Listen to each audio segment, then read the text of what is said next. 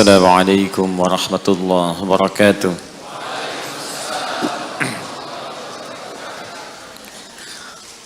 Alhamdulillahilladzi fataha kullan ni'am fa asbahna minal mun'amin.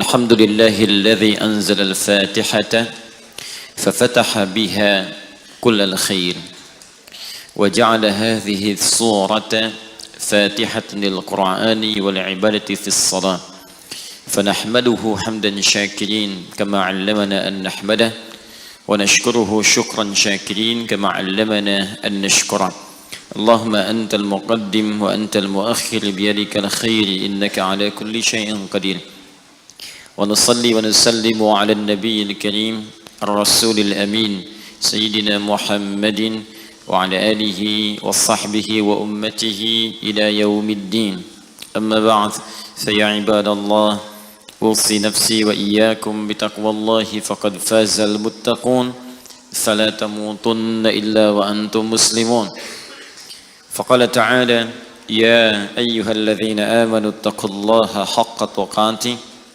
ولا تموتن إلا وأنتم مسلمون.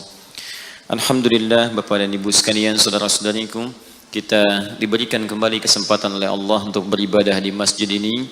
Semoga seluruh ibadah kita sampai dengan maghrib ini diterima oleh Allah Subhanahu wa taala. Tentunya kita juga berdoa, bermohon kepada Allah semoga yang belum berkesempatan untuk beribadah dari dua kalangan manusia. Yang pertama adalah orang yang telah beriman tapi imannya baru sampai di lisan, sehingga dengan iman itu dia baru bisa berucap dan belum bisa beramal saleh. Kita doakan orang-orang ini pun, para pelaku maksiat, segera bertobat sebelum mereka wafat kembali kepada Allah Subhanahu wa taala dan bisa juga tergerak beribadah. Yang kedua adalah hamba-hamba Allah yang masih diberikan kesempatan hidup sampai dengan malam ini namun belum beriman kepada Allah. Kita berdoa, bermohon kepada Allah semoga mereka semua mendapatkan cahaya dalam jiwanya, dibimbing oleh Allah Subhanahu wa taala untuk bersyahadat juga sebelum mereka wafat kembali kepada Allah Subhanahu wa taala. Kita insyaallah di pertemuan kali ini akan melanjutkan pembahasan di surah Al-Fatihah, dan kemungkinan ini bagian terakhir dari pembahasan tafsir ataupun keterangan terkait dengan surah ini pada bagian yang pertama. Terakhir di bagian yang pertama tentang makna ayat. Setelah itu selesai, masuk pada bagian yang kedua, masih di pembahasan Al-Fatihah, yaitu terkait pembahasan fikihnya. Jadi kita baru menggali maknanya, fikihnya belum. Fikihnya kita akan ambil terkait dengan hukum-hukum ibadah atau muamalah yang tersirat ataupun tersurat di dalam surah Al-Fatihah. Apakah di situ ada hukum terkait dengan solat misalnya? Kalau ada terkait hukum dengan solat, bagaimana cara menyikapinya? Bagaimana membaca Al-Fatihah dalam solat? Kalau imam sudah ruku, apakah Al-Fatihahnya tetap dibaca oleh makmum yang masbuk? Kalau imam kemudian membaca Al-Fatihah dengan jahar, apakah bismillahnya kita jaharkan? Demikian selanjutnya, insya Allah nanti kita akan bahas satu persatu setelah menyelesaikan uraian-uraiannya. Kemudian yang bagian terakhir, ini PR untuk kita semua, menyempurnakan bacaan Al-Fatihah dan pengamalannya sepanjang hidup kita. Nanti kalau sudah selesai, saya akan coba membuatkan sebuah kurikulum sebagai intisari dari kandungan Al-Fatihah yang diterapkan dalam kehidupan kita. Misal, saat kita melakukan sebuah pekerjaan, bagaimana menerapkan bismillah dalam pekerjaan kita? Seperti apa misalnya tautannya? Saat mendapatkan rezeki dari Allah, baik berupa harta benda kah, pengetahuan kah, atau tenaga kah, bagaimana menerapkan makna alhamdulillahirabbil alamin dalam rezeki itu sehingga Allah berkenan menambahkan kembali dan memberikan rahmat dari apa yang telah kita dapatkan. Demikian seterusnya sampai nanti yang terakhir, bagaimana menemukan teman dalam kehidupan. Dan itu kita akan coba ya, teman tersebut kita buat konsep dari mulai di keluarga sampai dengan ke tetangga sampai kehidupan yang kita jalani. Seperti apa bimbingan mencari teman dalam surah Al-Fatihah. Nanti kita akan buatkan.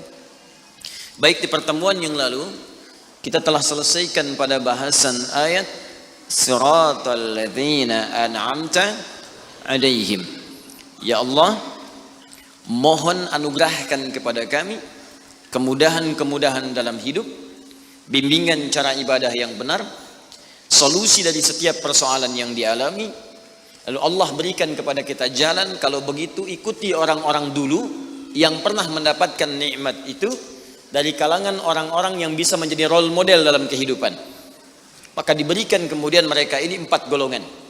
Ada dalam Quran surah keempat, seperti telah kita tuntaskan di pertemuan lalu, ayat ke-69. Wa may yuti'illaha war rasul, siapa yang mau menaati Allah dan Rasulnya. Jadi mengikuti manhaj orang-orang ini, menjadikan mereka model dalam kehidupan, itu bagian dari ketaatan kepada Allah dan Rasul. Jadi kalau Bapak Ibu ingin nikmat hidupnya, ingin mudah hidupnya, ingin dapat solusi dari setiap persoalan yang dialami, kata Allah, ikutilah model orang-orang hidup ini. Ikuti golongan ini. Wa hasuna ulaika rafiqa, dan mereka itu teman terbaik yang bisa dijadikan panutan. Jadi kalau Anda ingin berusaha menjadikan panutan dalam hidup, maka orang-orang ini modelnya. Ketika kita turunkan model hidup orang ini menjadi panduan kehidupan kita, maka itu bagian dari ketaatan kepada Allah dan Rasul. Ya, jadi kata Allah, ikuti orang ini. Kata kita, siap ya Allah, kami ikuti pola hidup orang ini. Maka ketika kita mengikutinya, turun kalimat pertama pembukanya. Wa may yuti'illaha war rasul. Siapa yang dapat menaati Allah dan Rasul? Ya, siapa mereka ini? Faulaika ma'al ladzina an'ama Allahu 'alaihim. Maka mereka inilah yang dikumpulkan dengan beberapa golongan-golongan berikut. Ya, siapa mereka ini? Ya, minan nabiyina, golongan para nabi-nabi, was-siddiqina, orang yang membenarkan hukum-hukum Allah dan mengamalkannya dalam kehidupan. Wasyuhada, golongan para syuhada yang telah kita bahas di pertemuan lalu. Wassalihin, dan golongan orang-orang soleh yang gemar mengoleksi amal soleh dalam hidupnya. Maka silahkan turunkan jadi role model dalam kehidupan. Ya, saya pernah sampaikan pada Anda di awal-awal jumpa kita membahas tentang ayat ini. Nabi banyak dikisahkan dalam Al-Quran. Mulai dari kehidupan Nabi Adam. Ya, bagaimana memulai hidup di tempat baru. Kalau diturunkan tuh indah Pak Bu. Anda baru berumah tangga atau baru pindah komplek, pindah daerah. Bagaimana memulai hidup di tempat itu? Bukankah diturunkan kisah Nabi Adam dalam membina awal rumah tangga di situ? Ya, kemudian memanage keluarganya.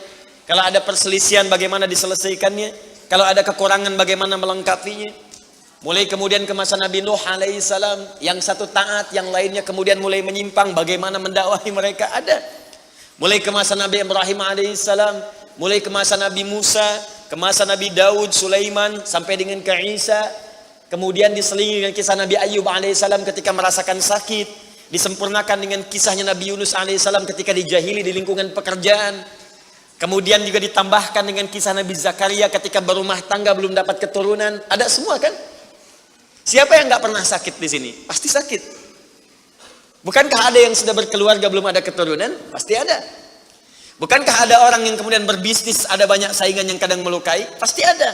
Makanya diturunkan role modelnya untuk kita ikuti. Dari mulai bacaan zikirnya, doa-doanya, cara menyikapinya, sampai juga diberikan oleh Allah jalan untuk menyelesaikannya. Ada. Dan yang paling indah, semua aktivitas nabi-nabi itu semuanya dikumpulkan oleh Allah, kepribadiannya, keteladanannya pada satu orang nabi saja, Nabi Muhammad sallallahu alaihi wasallam. Makanya beliau sempurna. Turun langsung Quran surah keempat di surah yang sama, ayat 163. Ya, inna auhayna ilaika kama auhayna ila nuhin wan nabiyina min ba'di. Muhammad sallallahu alaihi wasallam, kami telah berikan wahyu kepadamu. Yang wahyu ini telah kami berikan kepada Nabi Nuh, rasul pertama yang bertugas di bumi. Wan nabiyina min ba'di, dan semua nabi setelahnya. Jadi wahyu yang diberikan pada Nabi Nuh alaihissalam itu sama dengan yang diberikan pada Nabi Muhammad. Cuman perbedaannya ini yang paling menarik. Wahyu yang diberikan pada Nabi Muhammad adalah kumpulan dari semua wahyu yang pernah disampaikan pada Nabi Nuh dan nabi-nabi setelahnya. Mengumpul satu pada contoh ajaran bimbingan Nabi Muhammad SAW. Makanya silahkan Anda cek. Nabi Ayub sakit, bukankah Nabi Muhammad juga sakit? Dan saat sakit Nabi mengajarkan doa. Bahkan kata Nabi, kalau ini dibacakan dosa diampuni. Ya, ada seorang Nabi yang pedagang, pekerja, bukankah Nabi juga pernah berdagang? Ya kan?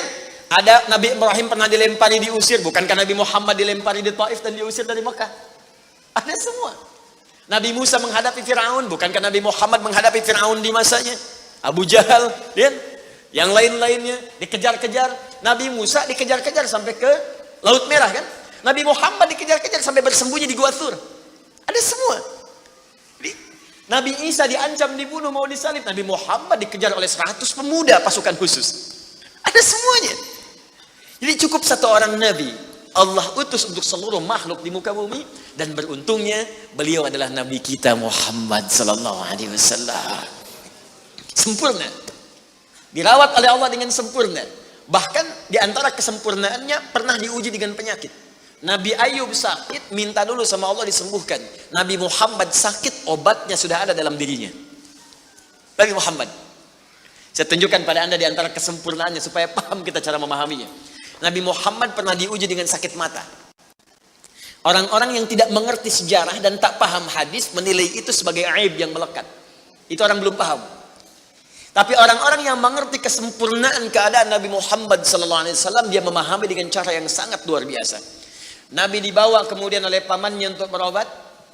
Ketika datang kemudian kepada seorang tabib, yang paling menarik apa komentarnya? Dan dia mengetahui. Apa jawabannya?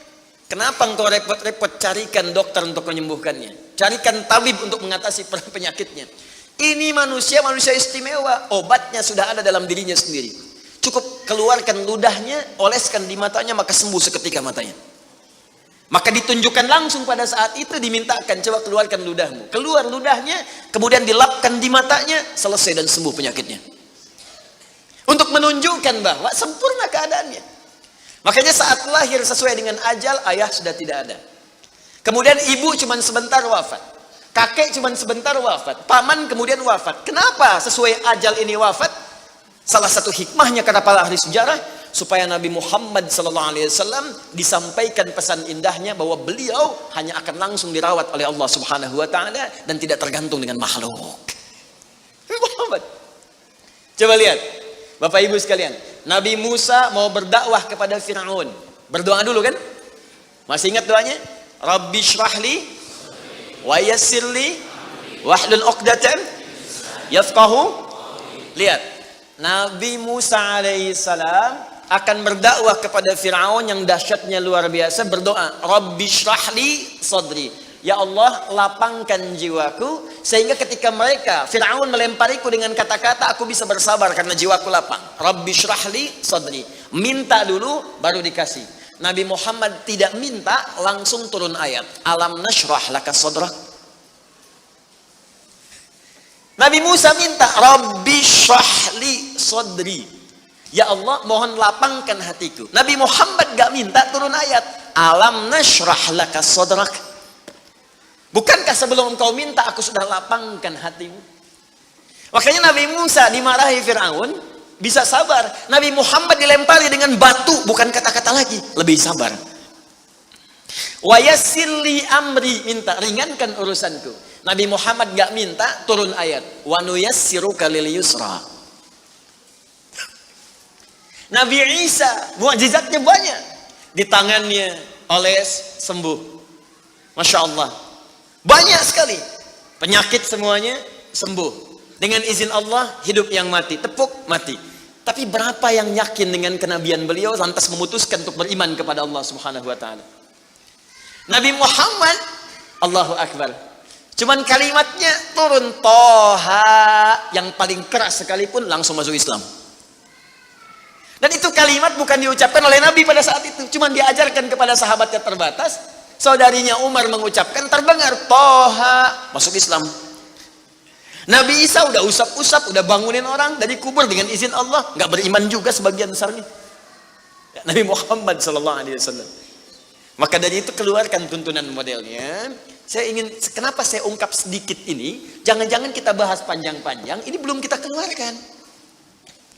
Coba, kan tuntunan Nabi itu banyak, dari bangun tidur sampai tidur lagi.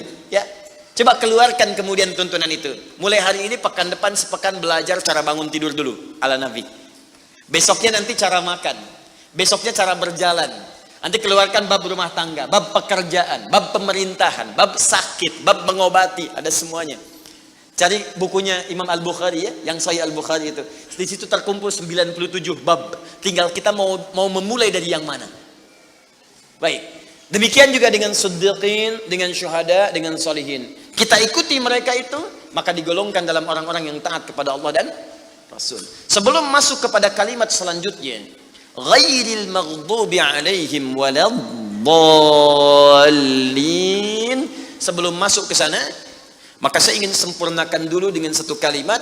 Jika sudah semua itu kita siapkan, model petunjuk dari Nabi, turunkan dari kalangan siddiqin. Siddiqin itu sederhana. Setiap Anda baca Quran, yakini, amalkan. Siddiqin tuh. Misal, saya mau baca dulu nih. Saya pengen jadi orang ikhlas, baca Al-Ikhlas. Misal, Qul huwallahu ahad, Allahus samad, lam yalid walam yakul lahu.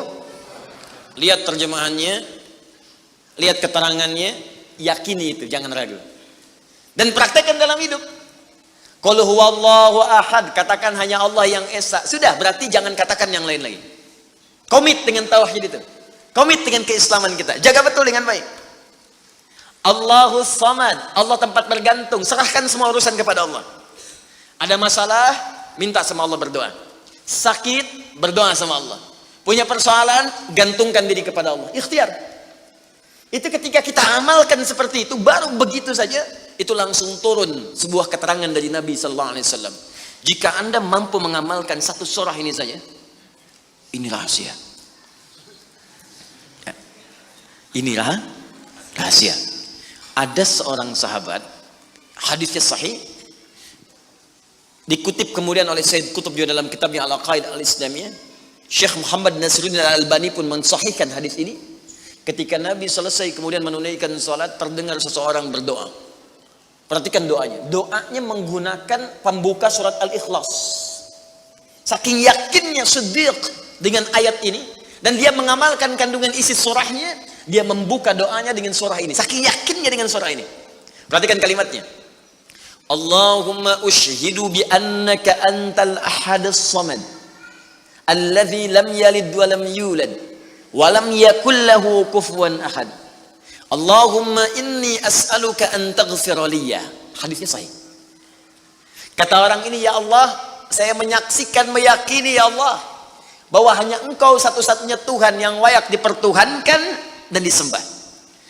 Aku meyakini bahwa satu-satunya Engkau adalah Tuhan yang menjadi tumpuan dalam setiap permohonan. Engkau tidak beranak dan tidak diperanakan, dan tidak ada sekutu bagimu. Aku enggak minta banyak ya Allah, aku hanya mohon ampuni dosa-dosaku. Begitu selesai kalimat itu diucapkan, terdengar oleh Nabi. Apa keterangan Nabinya? Perhatikan kalimatnya. At-tadri bimadza du'i? Ya fulan, tahu enggak Anda itu baru mengucapkan kalimat apa tadi? Apakah engkau paham? Engkau baru mengucapkan kalimat apa tadi dalam berdoa? Kata orang ini, wallahu wa rasuluhu a'lam. Ya Rasul, saya enggak paham apa yang dimaksudkan kecuali Allah dan Rasul yang lebih mengetahui. Ini adab. Adab, walaupun gini, kalau Anda sedang mengerjakan sesuatu dan Anda paham dengan itu, kalau ada orang lebih pintar daripada kita, ustadz, ulama, apalagi nabi, nanya pada kita, maka adabnya bilang aja nggak tahu.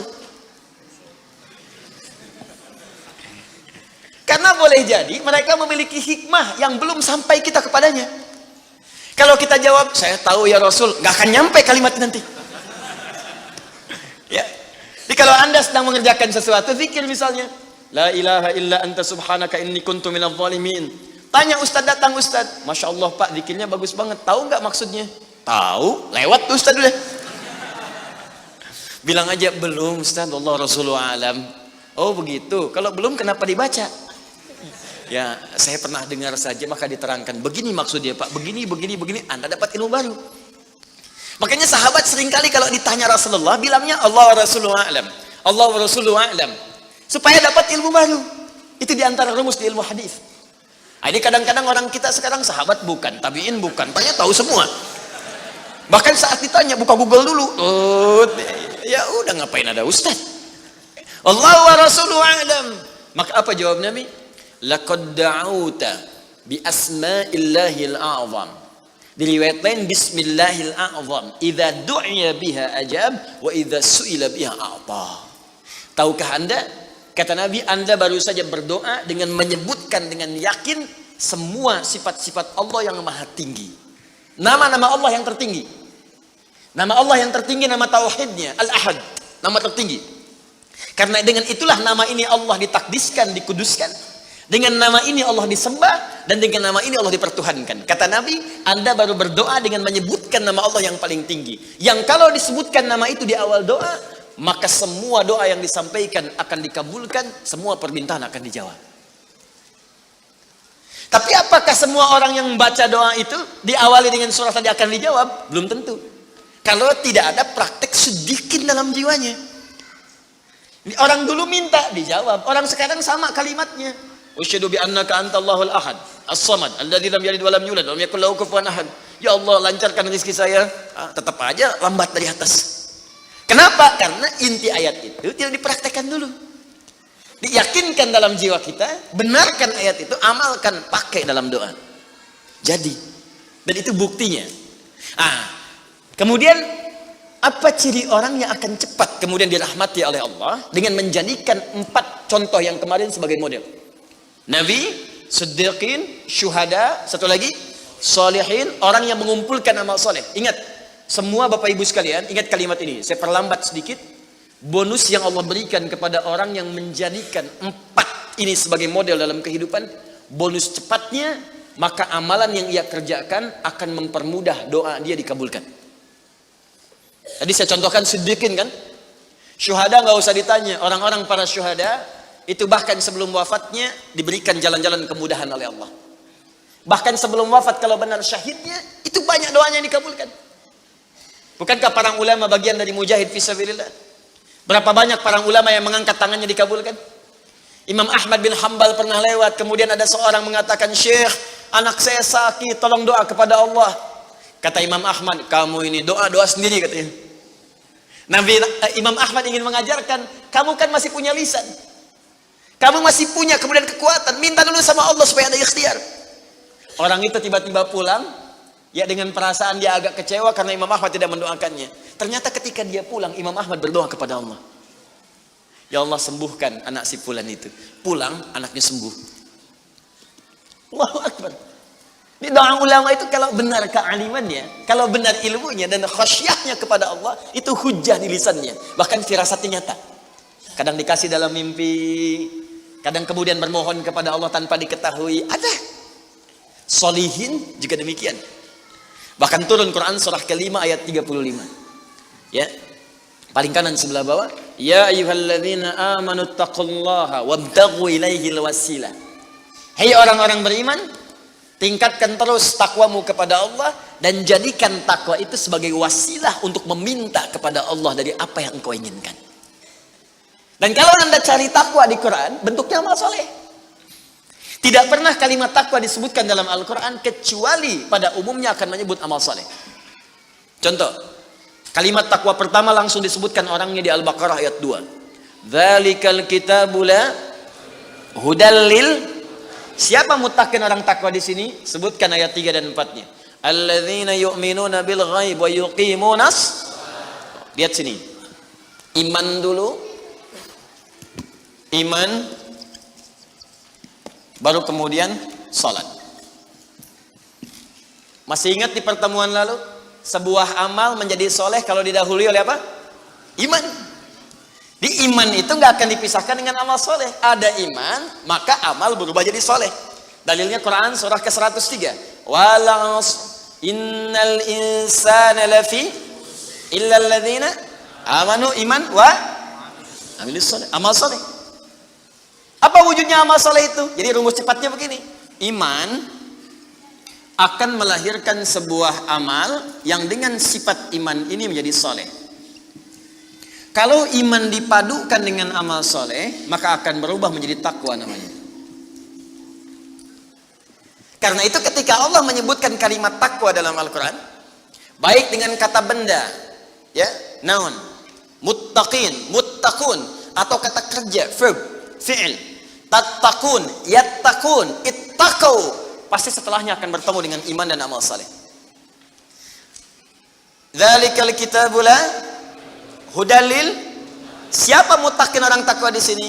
Alladzina yu'minuna bil ghaib wa iman lis salat. Wa mimma razaqnahum infaq dan seterusnya. Al-Baqarah 183. Ya ayyuhalladzina amanu kutiba alaikumus iman. Ya ayyuhalladzina amanu kutiba alaikumus syiyam, puasa. Kama kutiba alal ladzina min la'allakum taqwa. Jelas? Maka ketika lihat rumusannya, lihat formulanya. Ini agak jarang dibahas ya. Perhatikan formulanya. Kata Allah di Quran surah ke-5 ayat ke-35. Ya ayyuhalladzina amanu. Hai orang-orang yang telah beriman. Alhamdulillah modal ini ada. Masih beriman? Alhamdulillah. Berarti modalnya sudah ada kan? Nih, yang dipanggil ini. Hai orang-orang yang telah beriman. Yang belum beriman tidak hai. Ittaqullah. Tingkatkan takwamu kepada Allah. Yang diminta ini.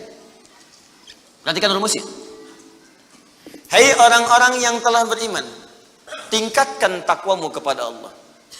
Wabtaghu ilaihil wasilah. Dan carilah dengan peningkatan takwa ini wasilah untuk mengabulkan doa-doa yang kita mohonkan. Jadi kalau kita ingin cepat dikabulkan doanya, dituntaskan persoalan hidupnya, maka kata Allah rumusnya tingkatkan apa? Takwa. Sekarang kita ingin tingkatkan takwa, apa rumusnya? Takwa itu formulanya iman plus. Nah, intinya di sini amal soleh. Jadi kalau kita kumpulkan amal soleh, kumpulkan, itu salah satunya ciri meningkatkan takwa. Kenapa takwa ditingkatkan? Untuk mengentaskan problem kehidupan kita. Bahkan nanti ada yang belum berdoa, saking tinggi ya takwanya, itu masalahnya diselesaikan oleh Allah tanpa dia meminta. Dalilnya Ustaz, Quran surah ke-65 di akhir ayat kedua. Di akhir ayat kedua, di awal ayat ketiga. Wa may yattaqillaha yaj'al lahu makhraja wa yarzuqhu min haitsu la. Siapa yang mampu meningkatkan takwanya kepada Allah, salatnya meningkat dari yang fardu tambah sunnah, amalan hartanya meningkat dari zakat tambah infak, amalan Qur'annya meningkat dari sekedar baca mulai kemudian tilawah atau mulai menghafalkannya, amalan puasanya meningkat dari Ramadan mencari sunnah-sunnahnya, tingkatkan. Maka pengertian persamaannya ya ja'allahu makhraja. Semakin meningkat takwanya, semakin aku tuntaskan semua persoalan kehidupannya. Jadi Bapak Ibu kayaknya nggak dapat masalah, padahal Anda tuh mengalami masalah sebetulnya. Cuman masalahnya sebelum dialami diringankan oleh Allah sehingga seakan-akan tak terasa. Ada yang langsung masalah dihadapkan di depannya, tapi diberikan ketenangan dalam jiwanya sehingga perasaannya nikmat saja. Padahal sebelumnya tidak begitu. Macet, sebelumnya menghujat, kadang mencela, klakson nggak berhenti, ya, bikin status juga, langsung kasih komen negatif, ya, Jakarta kesini banjir, siapa gubernurnya, misalnya, apa solusinya? Ini begini, ini begitu, apa solusinya? Apa ketenangan yang kita dapatkan? Tapi ada orang yang ketika dapat macet, tiba-tiba, Allahu Akbar, dia cuma klik dengan satu tombol, klik keluar murotal. Alhamdulillah ya Allah engkau kasih macet. Kalau enggak macet seperti ini, bagaimana aku kemudian mendekat kepadamu dengan mendengar murotal ini? Ternyata ketika macetnya 15 menit, hafal ayat 3 ayat. Selalu ada hikmah dalam kehidupan. Sedang zikir, ada yang berdoa, itulah yang dimaksudkan. Dientaskan persoalan, diberikan ketenangan, dan dipahamkan tentang nikmat yang diberikan. Ada orang yang minta dulu. Nah nanti orang soleh ini, solihin, itu diantara mereka bertawasul dengan amal solehnya. Ada yang sering bersolawat, tawasul dengan solawatnya. Ada yang sering infak, tawasul dengan infaknya. Bukankah kita pernah mendengar kisah yang sangat viral? Padahal masa itu belum ada media sosial. Tapi sampai kekinian sekarang. Kisah ini terjadi sangat lampau. Sampai sekarang lewat 15 abad masih viral, dibukukan.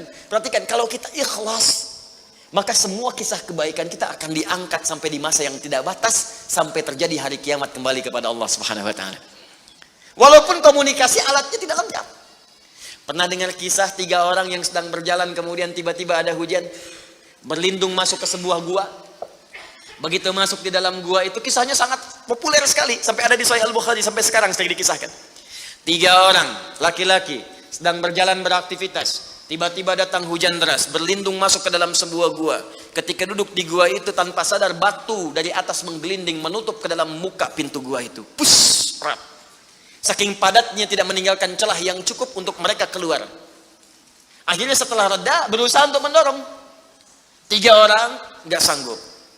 1 lemas, yang 2 dorong makin nggak sanggup. 1 lebih lemas, 1 orang dorong, ya sama betul-betul nggak sanggup. 3 aja nggak sanggup, 1 pengen dorong, nggak bisa. Akhirnya yang paham rumus ini, dari 3 orang itu mulai berkata kepada teman yang 2, ini mustahil kita bisa kemudian tuntaskan kecuali kita bertawasul dengan amal soleh yang pernah kita kumpulkan dalam hidup. Jika kita sudah merasa tak mampu sebagai makhluk, maka ini tanda dari Allah untuk meminta kepada Khalik. Dan disinilah kita disadarkan oleh Allah pentingnya amal soleh. Maka kalau kita sudah merasa amal soleh kita bermanfaat, bahkan bisa dipakai dalam doa, nanti akan semakin semangat amal solehnya. Itu rumus Pak Bu. Di sekarang banyak orang itu tidak mengerti kenapa mesti beramal soleh. Karena itu ketika diminta beramal, malas. Maghrib sudah sholat, begitu isya adzan, Allahu Akbar, ayo isya. Kok cepet amat, barusan udah maghrib sekarang isya lagi. Tapi kalau orang yang mengerti, Allahu Akbar, mudah-mudahan tiap menit sholat. Kata bisa minta. Bukankah dalam sholat itu minta? Ya, Rabbighfirli warhamni wajburni warfa'ni, permintaan semua. Dalam sujud minta lagi, minta. Selesai. Maka 3 orang itu bermohon dengan amalannya. Yang satu mengatakan, ya Allah, saya punya seorang ibu yang saya baktikan hidup saya untuk melayani beliau. Saya bekerja pulang kemudian tidak pernah saya mengambil sesuatu sebelum ibu saya dulu. Apa yang saya lakukan sebelum tidur, saya kemudian siapkan susu untuknya saat bangun, kemudian saya berikan terlebih dahulu. Saya tidak pernah menyentuh makanan sebelum ibu saya terlebih dahulu menyentuhnya. Satu kali saya datang, ya Allah, mendapati beliau sudah tertidur. Maka saya tidak berani menyentuh kemudian makanan itu. Dan saya punya kebiasaan ketika bangun saya siapkan air susu. Ya, saya bayangkan ibu memberikan ASI kepada saya, maka sekarang saatnya saya memberikan susu kepadanya. Kemudian saya tunggu di sampingnya, saya sampai ibu saya tertidur sampai bangun. Ketika dia bangun, saya tidak pernah terangkan kepadanya bahwa saya memegang nampan itu dari sejak malam sampai dia bangun. Kemudian saya tuangkan, saya minumkan kepada beliau, setelah beliau menyentuh baru saya makan. Kalau ini menjadi amal soleh yang pernah saya kerjakan, ya Allah, dan Engkau ridha dengannya, mohon bebaskan kami dari kungkungan batu ini. Yang tadinya tidak bergerak, begitu didorong bergeser. Mau keluar masih susah. Ya, ini pertanda dari Allah ingin mendengar semua amalan-amalannya supaya adil terdengar keseluruhannya. Kedua, ya Allah, saya pernah mimpin suatu perusahaan. Kalau bahasa kita sekarang, saya pernah punya bisnis, ya Allah. Kemudian ada karyawan saya, tiba kemudian pamit meninggalkan pekerjaan, tapi gajinya belum saya berikan. Lantas saya simpan gaji itu, dia tak kunjung datang. Kemudian saya berinisiatif, ya Allah, untuk menjadikan gajinya dia sebagai modal, karena khawatir kalau pulang nilainya sudah berkurang. Maka dibelikanlah oleh saya, ya Allah, kambing. Kemudian dikelola kambing itu. Sampai bertahun-tahun datang, kambingnya sudah penuh, ya Allah, dengan berbagai kandang. Ternak sudah banyak, selapangan sudah kumpul. Begitu dia datang, saya berikan kepadanya semuanya itu, dia mengatakan, kamu bercanda ya? Gaji saya kan cuma 1 juta, kenapa dibalikin tiba-tiba ada 1000 kambing? Orang ini mengatakan, kamu bercanda? Kata orang tadi, tidak, saya tidak bercanda, tapi ini hak kamu yang saya kembalikan. Dikisahkan kisahnya, saya belikan kambing, saya jaga dengan rawat dengan baik. Lantas dia mengambil semua kambing itu, ya Allah, tanpa memberikan kepadaku sedikit pun. Makasih ya, pergi gitu kan.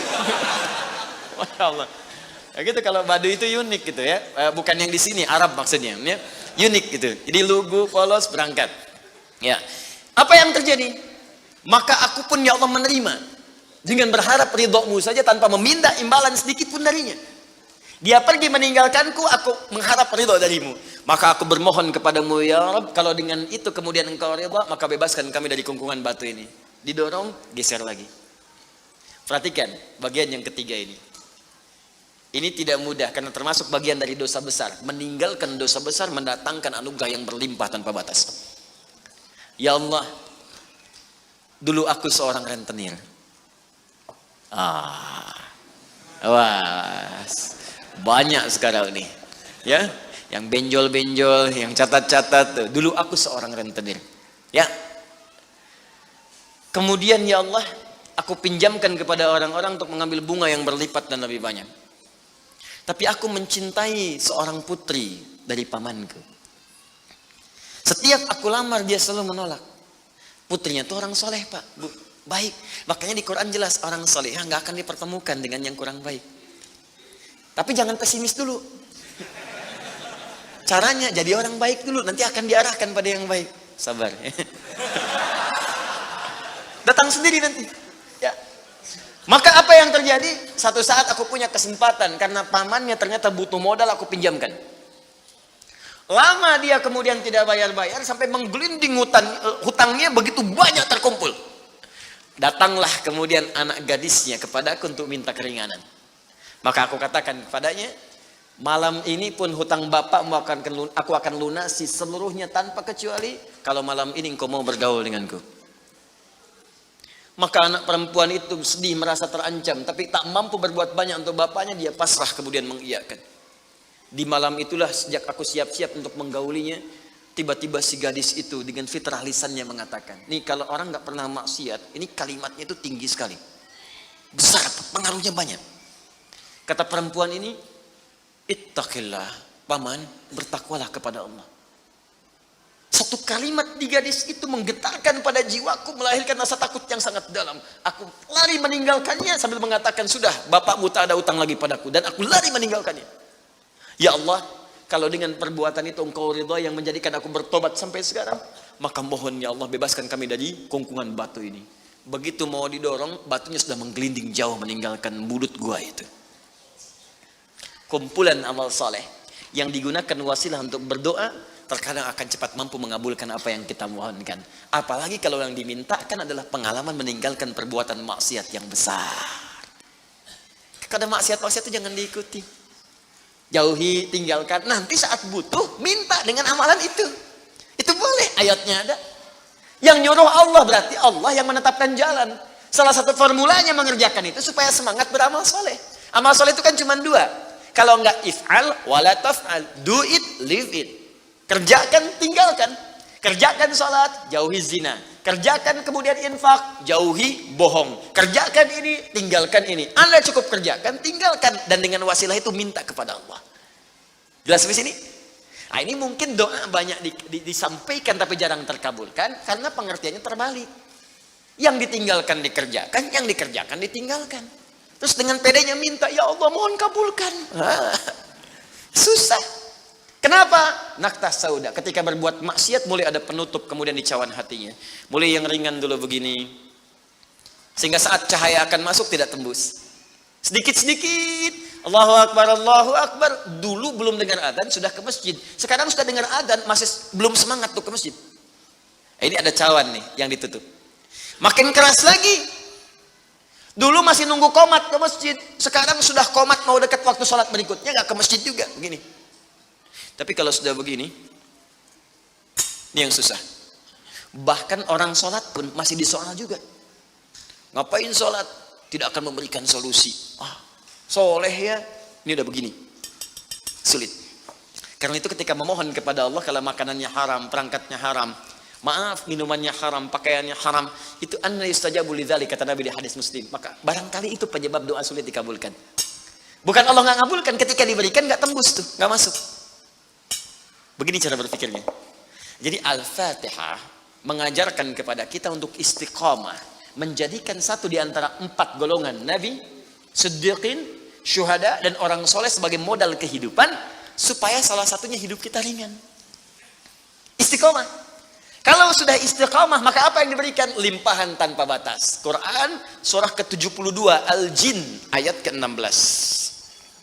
Saya selesaikan dulu yang ini ya sebelum pindah. Wa allaw istaqamu 'ala at-tariqati la asqainakum ma'an ghadaqa. Wa allaw istaqamu, kan kalau mereka istiqamah 'ala at-tariqati, pada jalan yang telah kami tetapkan. Kata Allah jalan hidup jadikan role model kehidupan Nabi. Contoh. Contoh prakteknya lihat siddiqin. Kalau mau bertahap pelan-pelan, baca satu ayat amalkan, seayat amalkan, hadis satu amalkan. Jangan banyak-banyak. Ya, belajar meninggalkan larangan. Minggu pertama larangan di mata, jauhi larangan mata. Pekan kedua larangan telinga, pekan ketiga larangan lisan, sampai ke ujung kaki, sampai tubuh kita terbiasa meninggalkan larangan. Praktekkan. Kalau istiqamah, wa allaw istaqamu, kalau kalian istiqamah ala tariqati, pada jalan manhaj yang telah aku turunkan ini, la asqainahum ma'an ghadaqa, aku akan limpahkan kepada mereka rizki yang tanpa batas. Konon kalau disampaikan dalam keadaan azan, itu berpeluang besar benarnya. Karena itu dan Al-Quran tidak ada yang salah. Ma'an ghadaqa di ayat ini bukan berarti air, tapi gambaran dari limpahan yang tiada bertepi. Bukankah kalau dalam saat haus paling enak minum air? Bukankah kalau energi itu hilang, air yang datang bisa menguatkan kembali? Ya kan? Bukankah air bisa menjadikan yang kotor menjadi bersih? Maka rizki itu sifatnya luas. Bisa jadi kemudian materi, bisa uang, bisa ketenangan, bisa limpahan keturunan, dan sebagainya. Istiqamah. Ada satu yang kalau ini benar dilakukan, bukan sekedar rizki, tapi Allah akan mengutus satu malaikat yang menjaga kita sampai wafat. Apa yang dimaksudkan? Kita lihat setelah menunaikan salat isya berjamaah. Subhanakallahumma wa bihamdika asyhadu an la ilaha illa anta astaghfiruka wa atubu ilaik. Assalamualaikum warahmatullahi wabarakatuh. Alhamdulillah wassalatu wassalamu ala Rasulillah wa ala alihi wa sahbihi wa man walah wa ba'du. Saudara-saudariku dan pemirsa dimanapun Anda berada, alhamdulillah kita telah menunaikan salat isya berjamaah beserta amalan sunnahnya. Semoga seluruh ibadah kita diterima oleh Allah Subhanahu wa taala. Melanjutkan kajian kita karena waktu kita terbatas dan mungkin malam ini juga akan menjadi penutup kajian kita di bulan ini. Karena itu saya ingin segera menyempurnakan sehingga kita bisa fokus untuk bisa menyimak dan mengamalkan apa yang telah kita pelajari. Baik, sebelum kita masuk kepada bahasan penyempurnaan kalimat ghairil maghdubi alaihim waladdallin, maka penting diketahui Allah memberikan pesan kepada kita untuk istiqamah di jalan Allah. Ambil role model yang jelas, ambil keteladanan yang benar, lalu pelan-pelan praktekkan semampu kita. Jangan terburu-buru juga. Kalau baru sanggup tahajud 2 rakaat, witirnya 1, bukan aib. Gak apa-apa kita kerjakan, jangan langsung paksa 11. Khawatirnya besok gak bangun lagi. Ya, gak apa-apa 2 rakaat, witir 1, yang dibaca 3 kul, ya. 1 kul huwallah, 2 kul a'udzu birabbil falaq, witir kul a'udzu birabbin nas. Subuh 4:08, bangun 4 kurang 10, ini gak ada masalah. Nanti besoknya turunin lagi, 3:30 bangun, bacakan mulai yang agak panjang dikit. Besoknya lagi jam 3, naik pelan-pelan. Ya, sampai bangun jam 2, terus tidur lagi, kan? Bangun jam 5. Pelan-pelan lah, pelan-pelan. Ya, ini juga begitu. Jangan langsung ambil pengen level yang tinggi, tidak, sedikit-sedikit, tapi bisa continue. Nah, kemudian yang paling menarik, Allah turunkan keterangan di Quran surah ke-41, Fussilat, ayat 30. Tadi saya sampaikan sebelumnya, jika kita istiqamah di jalan Allah, dengan yang tadi saya uraikan, maka Allah akan memberikan ma'an ghadaqa, limpahan yang sangat berlimpah tak terbatas. Ya, digambarkan, diilustrasikan dengan air. Air kan kalau melimpah itu, ghadaqa itu datang dengan melimpah.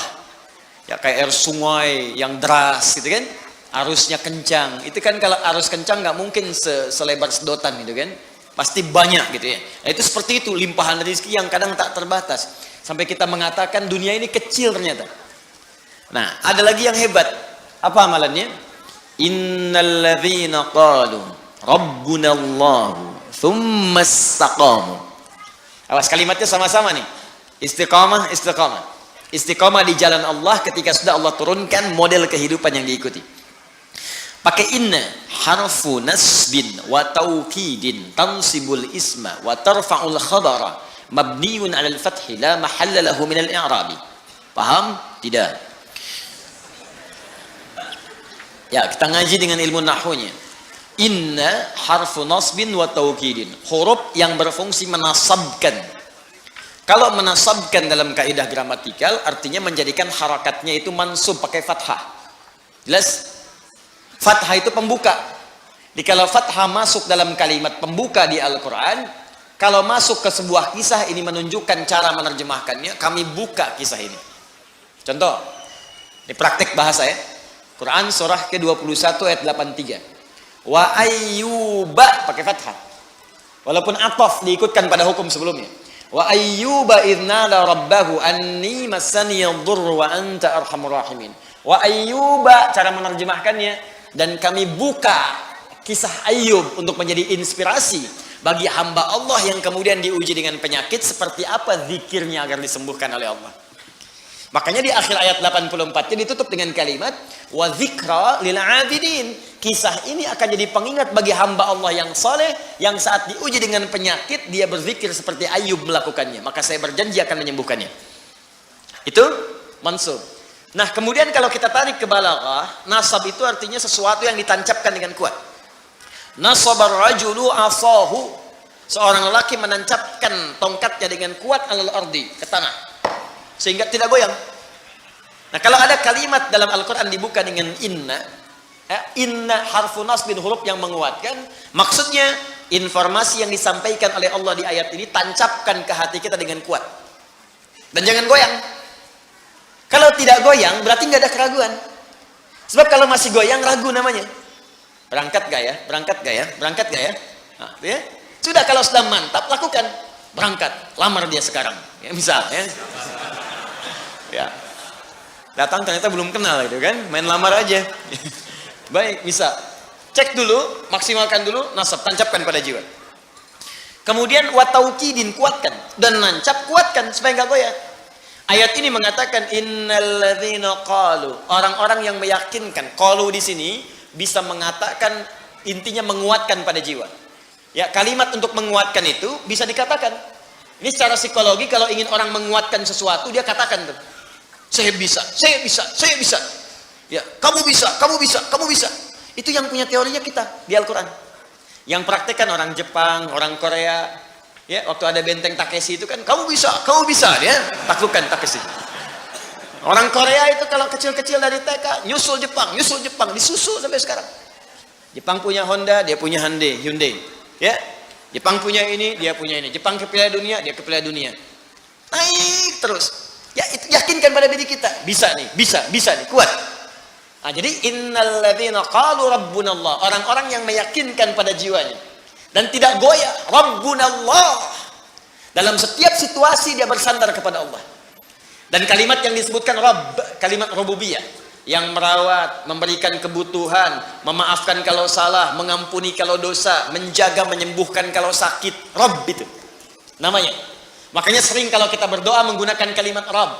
Rabbana atina fid dunya, Rabbana zalamna, Rabbana la tu'akhidna in nasina. Memang itu yang diminta oleh Allah kalau kita sedang punya kesulitan. Turun Quran surah ke-7 ayat 172. Sejak dalam kandungan, kata Allah, tetapkan saya sebagai Tuhan. Kalau kamu yakin, nanti saat kamu butuh apapun, aku akan berikan. Wa idh akhadha rabbuka min bani adama min zuhurihim dzurriyyatahum wa ashhadahum ala anfusihim alastu bi rabbikum qalu bala syahidna. Rabb, maukah engkau menetapkan aku sebagai Tuhan? Kalau terlahir aku akan berikan segala kebutuhanmu. Sakit aku sembuhkan, salah aku maafkan, dosa aku ampuni. Butuh aku berikan, segala yang kamu inginkan. Kalau kamu butuhkan dalam kebaikan, aku akan kabulkan. Rabb. Makanya kita tagih janji Allah saat kita ke bumi, kita punya sesuatu, kita panggil Rabb, Rabb, Rabb, Rabb, Rabb.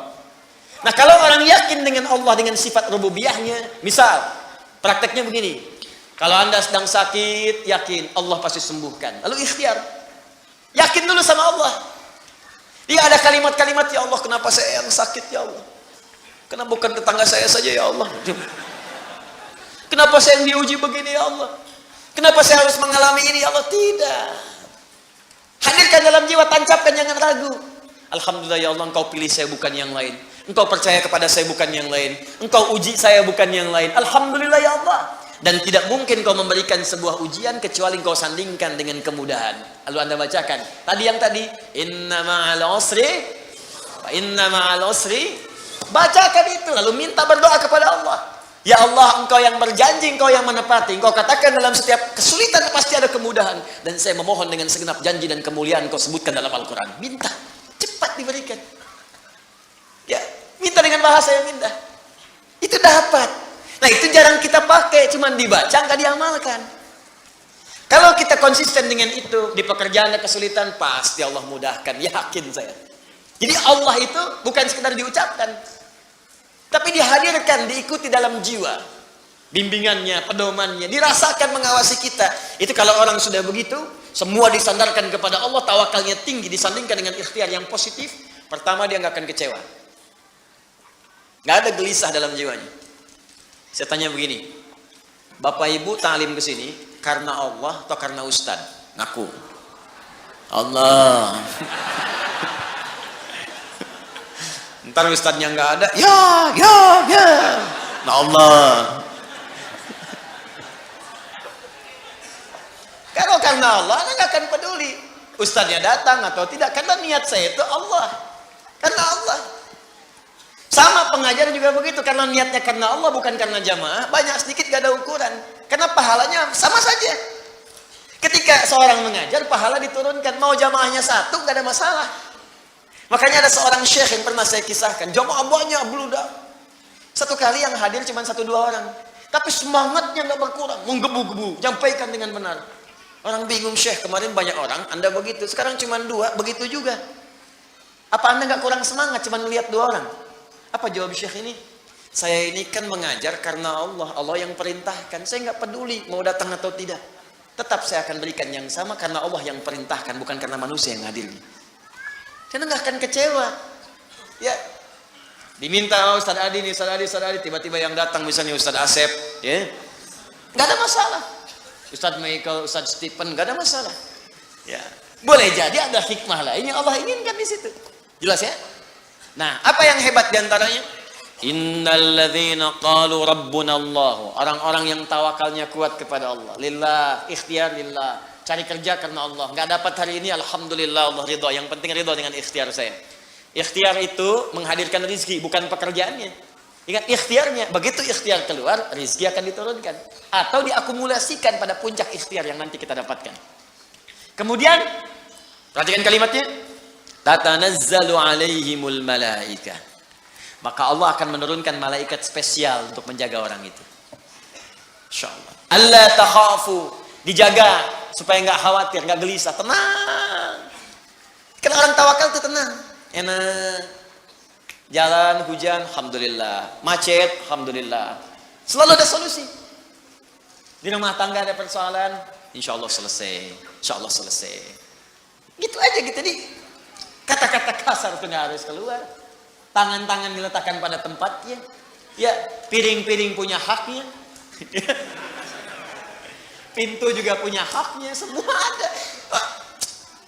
Itu gambarannya. Jadi malaikat itu turun memberikan ketenangan pada jiwanya. Jangan marah, sabar, tenang.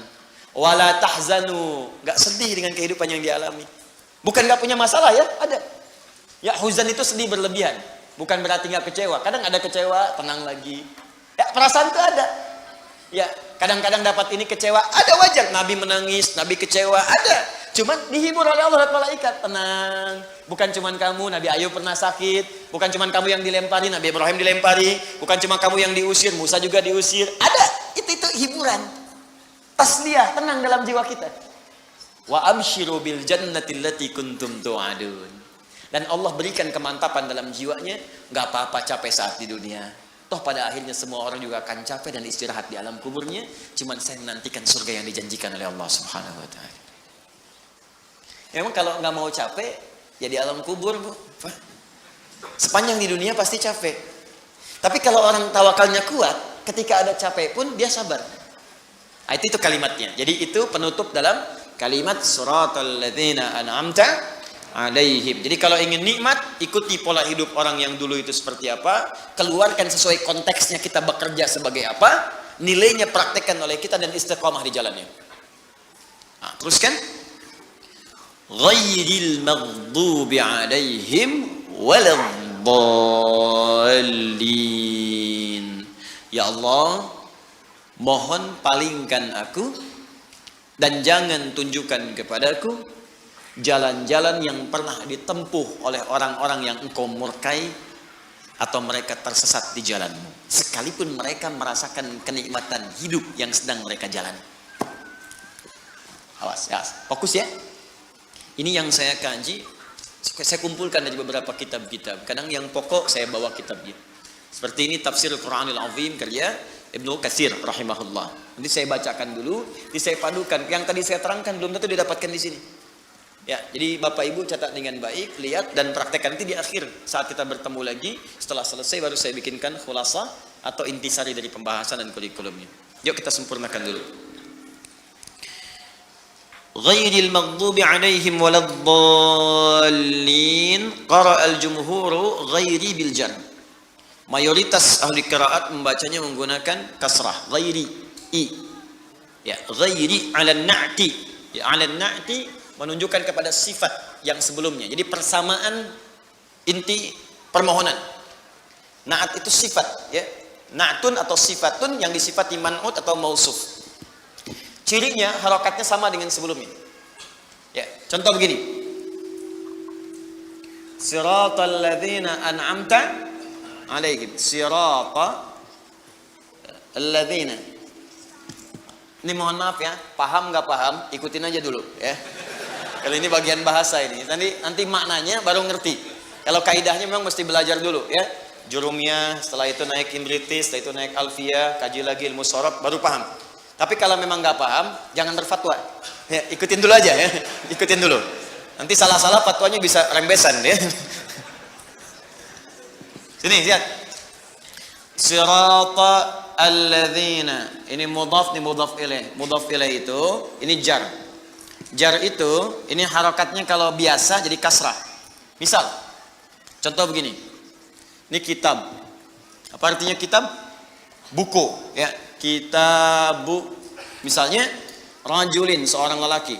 Rajulin. Ini kalau ini nyambung, kitabnya si fulan seorang lelaki, maka kalimat kedua ini harokat akhirnya pakai i. Jar. Kasrah. Kitabu rajulin. Jelas? Ini mudhaf, ini mudhaf ilaih. Maksudnya disandarkan kalimatnya. Yang ini, harokat yang ini, kalimat kedua pasti kasrah. Kecuali kalau kata sambung, konjungsi. Seperti alladzi, allati, alladzina, maka harokatnya sudah mutlak. Mutlak. Kalau alladzina pasti a. Kalau alladzi pasti kasrah di ujungnya dia. Kalau allati kasrah di ujungnya di ja. Nggak bisa berubah. Tapi tetap kedudukannya sebagai jar. Kalau dibunculkan pasti kasrah juga. Karena itu, kalau ada kalimat kemudian dikembalikan maknanya ke sini, misal kitabu rajulin. Misalnya kita sebutkan jamil. Kitabu rajulin, buku lelaki itu. Lelaki ini ingin diberikan keterangan tambahan. Lelaki yang mana? Banyak laki-laki di sini. Si ganteng. Ya, lelaki yang ganteng. Maka ganteng bahasa Arabnya jamil. Karena ini akan menyifati atau menerangkan kalimat yang ini. Dan harokatnya adalah kasrah, maka ini ikutkan kasrah juga seperti ini. Kitabu rajulin jamilin. Intinya samakan harokatnya dengan yang ini. Sama-sama i. Yang ini siratal ladzina an'amta alaihim. An'amta alaihim.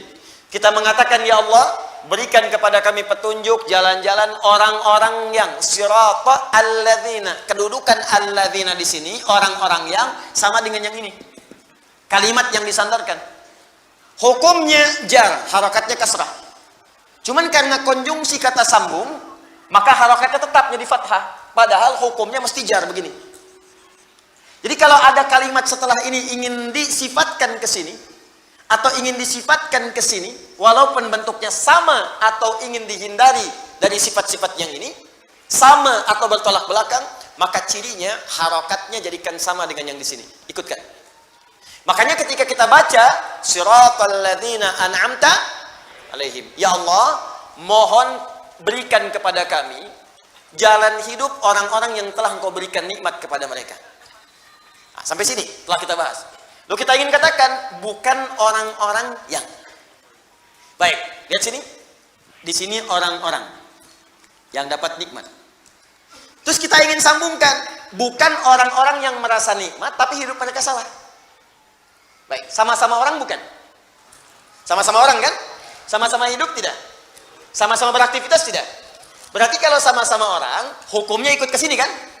Ikut orang kan? Maka karena ini sifatnya jar, harokatnya kasrah, maka kalimat sebelumnya, setelahnya ini pun kita jadikan kasrah lagi. Maka kalimatnya gha, ya, kemudian ra. Karena di sini hukumnya kasrah, di sini pun dibaca kasrah juga. Ghairi. Dia dibaca ghairu. Kalau ghairu berarti kalimat lain lagi. Kalau ghairi berarti kalimatnya diikutkan ke sini, cuman maknanya beda. Seakan-akan kita ingin katakan begini, ya Allah, berikan kepadaku jalan orang-orang yang penuh nikmat. Tapi ya Allah, bukan jalan orang-orang, orangnya sama hukumnya ke sini, tapi keadaannya berbeda. Tapi jangan berikan kepadaku orang-orang yang serasa nikmat hidupnya di dunia, tapi dia mendapatkan laknat atau tersesat dalam jalan. Ini cuma ghairi, belajarnya 25 tahun.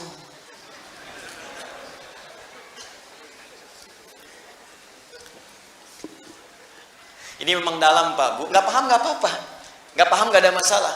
Yang penting kita bisa memahami maknanya ketika mengamalkan kandungan dia.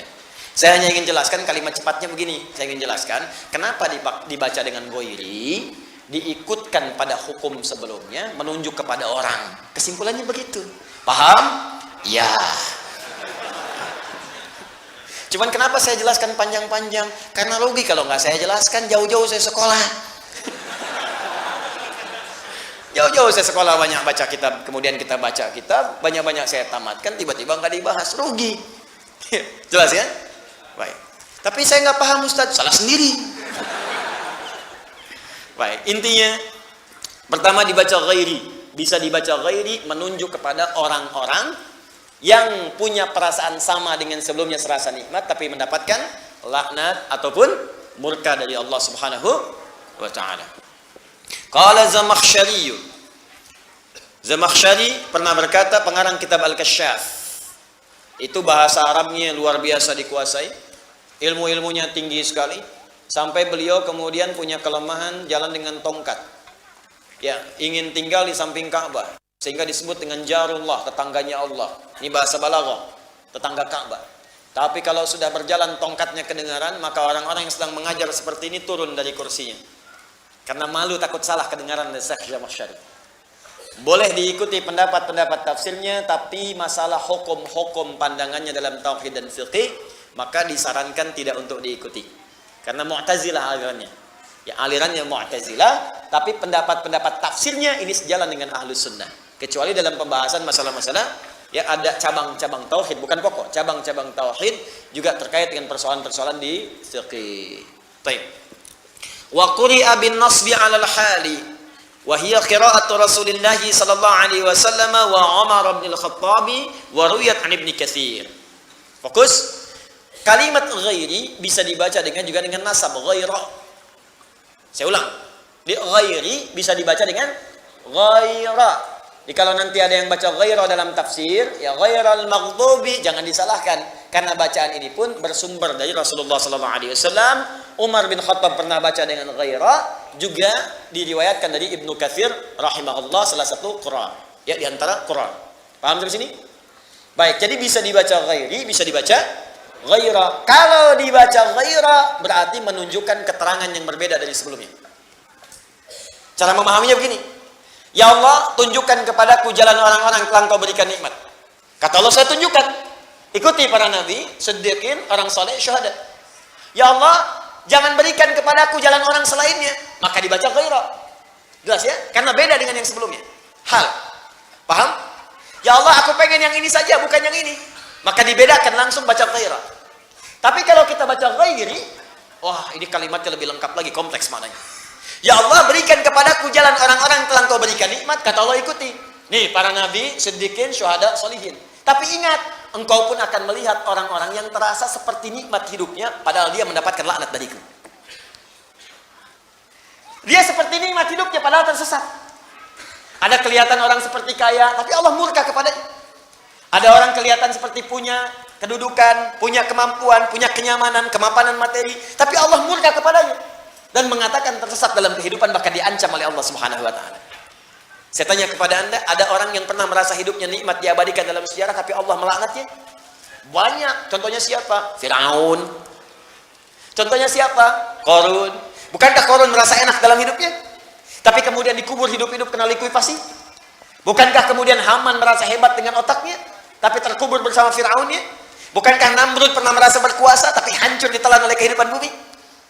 Jadi Anda akan saksikan, kata Allah, ada orang yang kena fata morgana, pengen ikut seperti nikmat mereka tapi jauh dari Allah Subhanahu wa taala.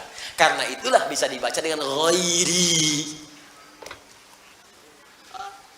Al-Quran itu indah, cuman baca satu huruf, harokatnya beda, maknanya bisa sangat lengkap, luar biasa. Jelas? Jadi kalau dibaca ghaira, saya nggak pengen seperti orang ini. Kalau dibaca ghairi, diterangkan orang-orang seperti mendapat nikmat, padahal dia salah dari jalur Allah Subhanahu wa taala. Paham?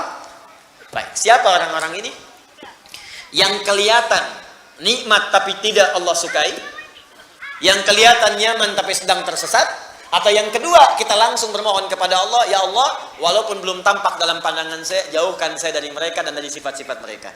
Jangan sampai saya seperti itu. Baik dibaca ghairi ataupun ghaira. Yuk kita lihat.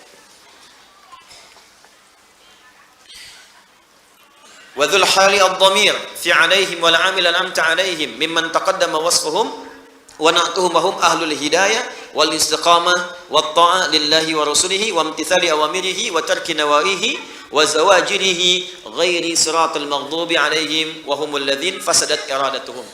Dengan keterangan kalimat ini baik dibaca ghairi ataupun ghairu, Allah memberikan gambaran kepada mereka, maksudnya kita semua yang membaca ayat ini, ya, supaya mereka mengikuti ahlul hidayah, ya, berpedoman kepada orang-orang yang mendapatkan hidayah Allah, wal istiqamah wat ta'ah, orang-orang yang istiqamah, yang taat.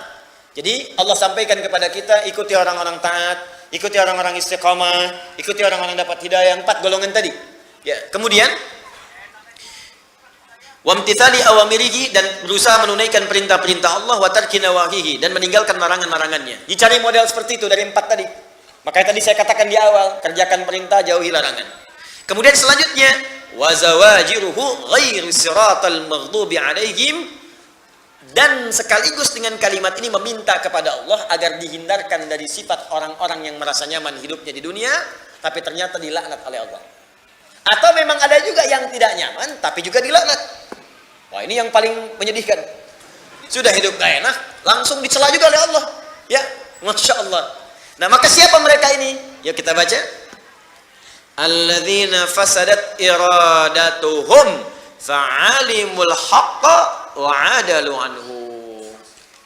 Pertama kata Allah, ini berlaku hukum umum bagi orang-orang yang fasadat iradatuhum, orientasi hidupnya sudah enggak jelas. Ini tolong dilihat, orang enggak jelas tuh begini kata Al-Qur'an. Mudah-mudahan kita masih jelas ya. Baik. Masya Allah, tulisan gak jelas, gak enak, ya kan? Baik. Wajah gak jelas, gak enak juga, ya kan? Keterangan gak jelas, gak nyaman, ya? Orangnya gak jelas, bagaimana kemudian kita menyikapinya? Satu, kata Allah, ini langsung diterangkan, kemudian keterangannya ghairil maghdubi atau ghairal maghdubi alaihim. Pertama, bukan golongan orang yang dibenci oleh Allah. Ghairil maghdub, orang yang dibenci oleh Allah. Allahu Akbar. Benci manusia dia udah susah, jadi benci Allah melari kemana? Ghairi atau dibaca ghaira, saya tanda kurung, al-maghdubi alaihim. Siapa mereka ini? Kata Ibnu Katsir rahimahullah, penulis kitab Ibnu Katsir atau Al-Qur'anil Azim, mengatakan ini pertama punya ciri umum. Oh, hati-hati dengan ciri ini. Artinya kalau ciri ini melekat pada seorang hamba, berarti tanda hamba itu sedang tidak disukai oleh Allah Subhanahu wa taala.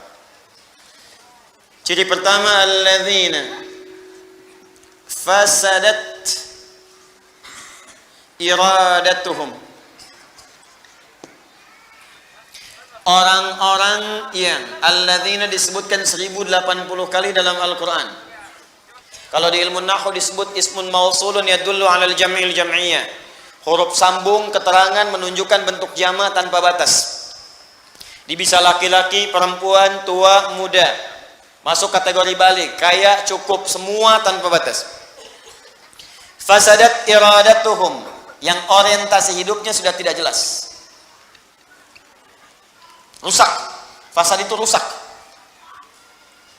Jadi kalimatnya sudah bukan gak jelas lagi, rusak.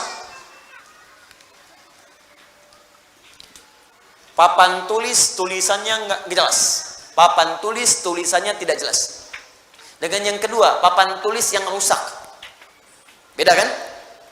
Ada orang yang orientasi hidupnya tidak jelas. Yang kedua, memang hidupnya sudah rusak.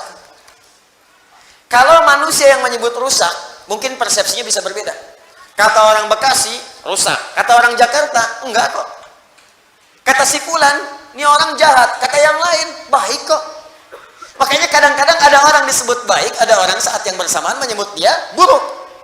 Jadi kalau ada satu visi dengan orang yang lain, pandangan bisa beda. Menurut preman itu baik. Menurut yang suka mabuk itu bagus. Tapi bagi yang nggak suka mabuk, buruk. Mencuri, buruk. Bagi siapa? Bagi yang tidak mencuri. Bagi para pencuri, profesi. Bagi kita korupsi, buruk. Yang nggak korupsi. Bagi koruptor, itu peluang. Bagi pezina, zina itu bagian kehidupan. Bagi yang nggak zina, nggak akan menikmati. Ya, bagi pelaku maksiat, maksiat itu memang bagian dari kehidupan. Bagi orang taat, benci. Makanya kalau ada bagian dari yang halal sudah nggak suka dalam hidup kita, pandangan sudah nggak suka melihat yang halal dari pasangannya, pendengaran sudah nggak suka mendengar yang halal, artinya ada bagian maksiat masuk ke dalam bagian tubuhnya. Ada yang paling tinggi, rusak kata Allah. Sehingga dengan rusaknya itu, mohon maaf, dia mendapatkan murka Allah subhanahu wa ta'ala. Telinga rusak, mata rusak, lisan rusak, hati rusak. Siapa orang-orang itu? Alladzina alimul haqqa wa hum alimu al-haqqa wa adalu anhu. Allahu akbar, na'udzubillah min haula. Mereka itulah orang-orang yang sudah mengerti sebuah kebenaran dengan jelas. Benar. Jelas, hujahnya nggak bisa dibantah lagi. Memang jelas. Dan mereka yakin itu benar. Mereka tahu ini benar. Tapi mohon maaf, dengan pengetahuan itu justru mereka berpaling dari kebenaran yang dimaksudkan. Udah tahu benar, diingkari. Udah tahu benar, nggak dikerjakan. Udah tahu kemudian salah, masih dilakukan juga. Sudah tahu kata Allah ini yang benar, dia tinggalkan ini yang salah, dia kerjakan. Maka ini ciri pertama pada orang-orang yang hidupnya sudah tahu kebenaran hak. Kebenaran itu dibagi dua. Ada sidqun, sad, dal, qaf. Ada haqqun, itu berbeda. Lihat sini. Ada as-sidqu. Ma yahtamilu sidqa wal kadhib. Kalau disebutkan kalimat sidqun, itu persepsinya bisa beda. Kadang menurut si A itu benar, menurut si B itu salah. Beda persepsi. Ibu datang mau ke pengajian, datang kepada papa. Papa mama mau ke pengajian, bagus. Menurut papa gaunnya mana yang paling bagus ya? Hijau atau biru? Kata papa, biru deh mah. Ah kayaknya hijau deh. Beda persepsi. Jadi menurut ibunya hijau, menurut suaminya biru. Nah, itu padahal dua-duanya mungkin benar atau juga mungkin salah. Begitu keluar pakai kuning. Baik, tapi kalau haqqun, al-haq, itu artinya kebenaran yang sudah memang benar dan buktinya nyata, sulit untuk ditolak. Dan satu-satunya kebenaran yang tidak bisa dibantah lagi, kebenaran yang bersumber dari Allah subhanahu wa ta'ala. Quran surah kedua ayat 147. Al-haqqu mir rabbika fala takunanna minal umtarin. Semua yang hak itu pasti sumbernya dari Allah subhanahu wa ta'ala, maka jangan pernah ragu saat Anda mendapatinya. Nah kalau orang sudah mendapatkan keterangan hak, lantas kemudian dia menyalahinya, maka Allah benci dengannya. Murka, rusak orientasi hidupnya. Apa hak yang paling tinggi? Hak tauhid. Allah terangkan dengan jelas. Silahkan dibuka dimanapun, cuma dalam Al-Quran yang mengatakan saya Tuhan, sembah saya kata Allah. Quran surah ke-20 ayat ke-14. Innani anallahu la ilaha illa ana kata Allah, fa'budni. Saya Allah, fitrah ketuhanan, berani mengatakan saya Tuhan. Jadi kalau ada yang bukan Tuhan, tidak akan bisa mengatakan saya Tuhan. Karena Quran itu firman Allah, dan Allah memiliki sifat-sifat ketuhanan. Karena punya sifat ketuhanan, punya bagian ketuhanan, dan sempurna ketuhanannya, maka berani mengatakan saya Tuhan. Makanya keterangan ini Anda nggak akan temukan dalam buku manapun dan kitab manapun, kecuali di Al-Quran. Kenapa? Karena fitrah manusia tidak bisa mungkin mengatakan lisannya saya Tuhan. Mustahil. Allah mengatakan saya Tuhan. Tidak ada Tuhan selain saya. Kemudian menyampaikan kepada kita untuk belajar, cerna dengan akalmu. Ini saya bandingkan secara logika. Ya, makhluk tidak sama dengan Khalik. Jadi kalau makhluk punya sifat A, pasti Tuhan akan beda. Karena Tuhan mesti beda dengan makhluk. Turunkan ayat ini, turunkan ayat ini, turunkan ayat ini. Sampai sempurna kita dapatkan pengetahuan. Tapi kalau kita sudah sadar Allah itu Tuhan yang benar, masih berpaling juga dari situ. Nah ini satu, Allah nggak suka. Turunannya, sifat-sifat misalnya kenabian. Misal yang paling contoh, Ibnu Katsir menyampaikan contoh dengan jelas. Misal,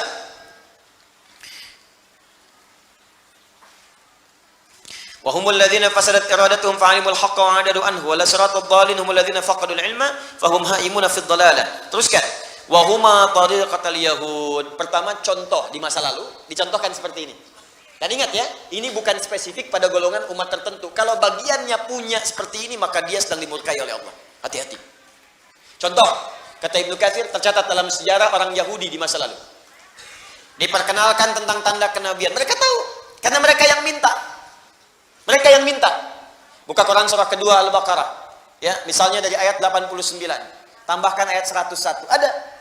Walamma ja'ahum kitabun min 'indillahi musaddiqan lima ma'ahum wa kanu min qabli yastaftihuna 'alal ladzina kafaru. Falamma ja'ahum ma 'arafu kafaru bih. Sebelumnya mereka selalu minta kepada Allah, ya Allah, turunkan rasul terakhir. Turunkan rasul yang hebat. Turunkan ya Allah rasul yang bisa membimbing kami. Dijawab oleh Allah. Begitu dijawab diturunkan rasul, diingkari. Turun Quran surah kedua ayat 101. Walamma ja'ahum, paling kanan sebelah bawah. Walamma ja'ahum rasulun min 'indillahi musaddiqun lima baina yadayhim. Nabadha fariqun minal ladzina utul kitaba kitaballahi wara'a dhuhurihim ka'annahum la ya'lamun. Mereka minta di kitabnya tercatat tanda-tandanya. Nanti akan datang rasul terakhir. Ya, di bagian-bagian pundaknya itu ada tanda kenabian. Kalau dia jalan awan-awan menaungi, kalau dia sakit langsung obatnya ada dalam dirinya, ada semuanya. Dan mereka tahu ketika Rasul itu diutus, tahu siapa itu. Bahkan bahasa Qur'annya, Quran surah kedua ayat 146. Ya, alladzina atainahumul kitaba ya'rifunahu kama ya'rifuna abna'ahum.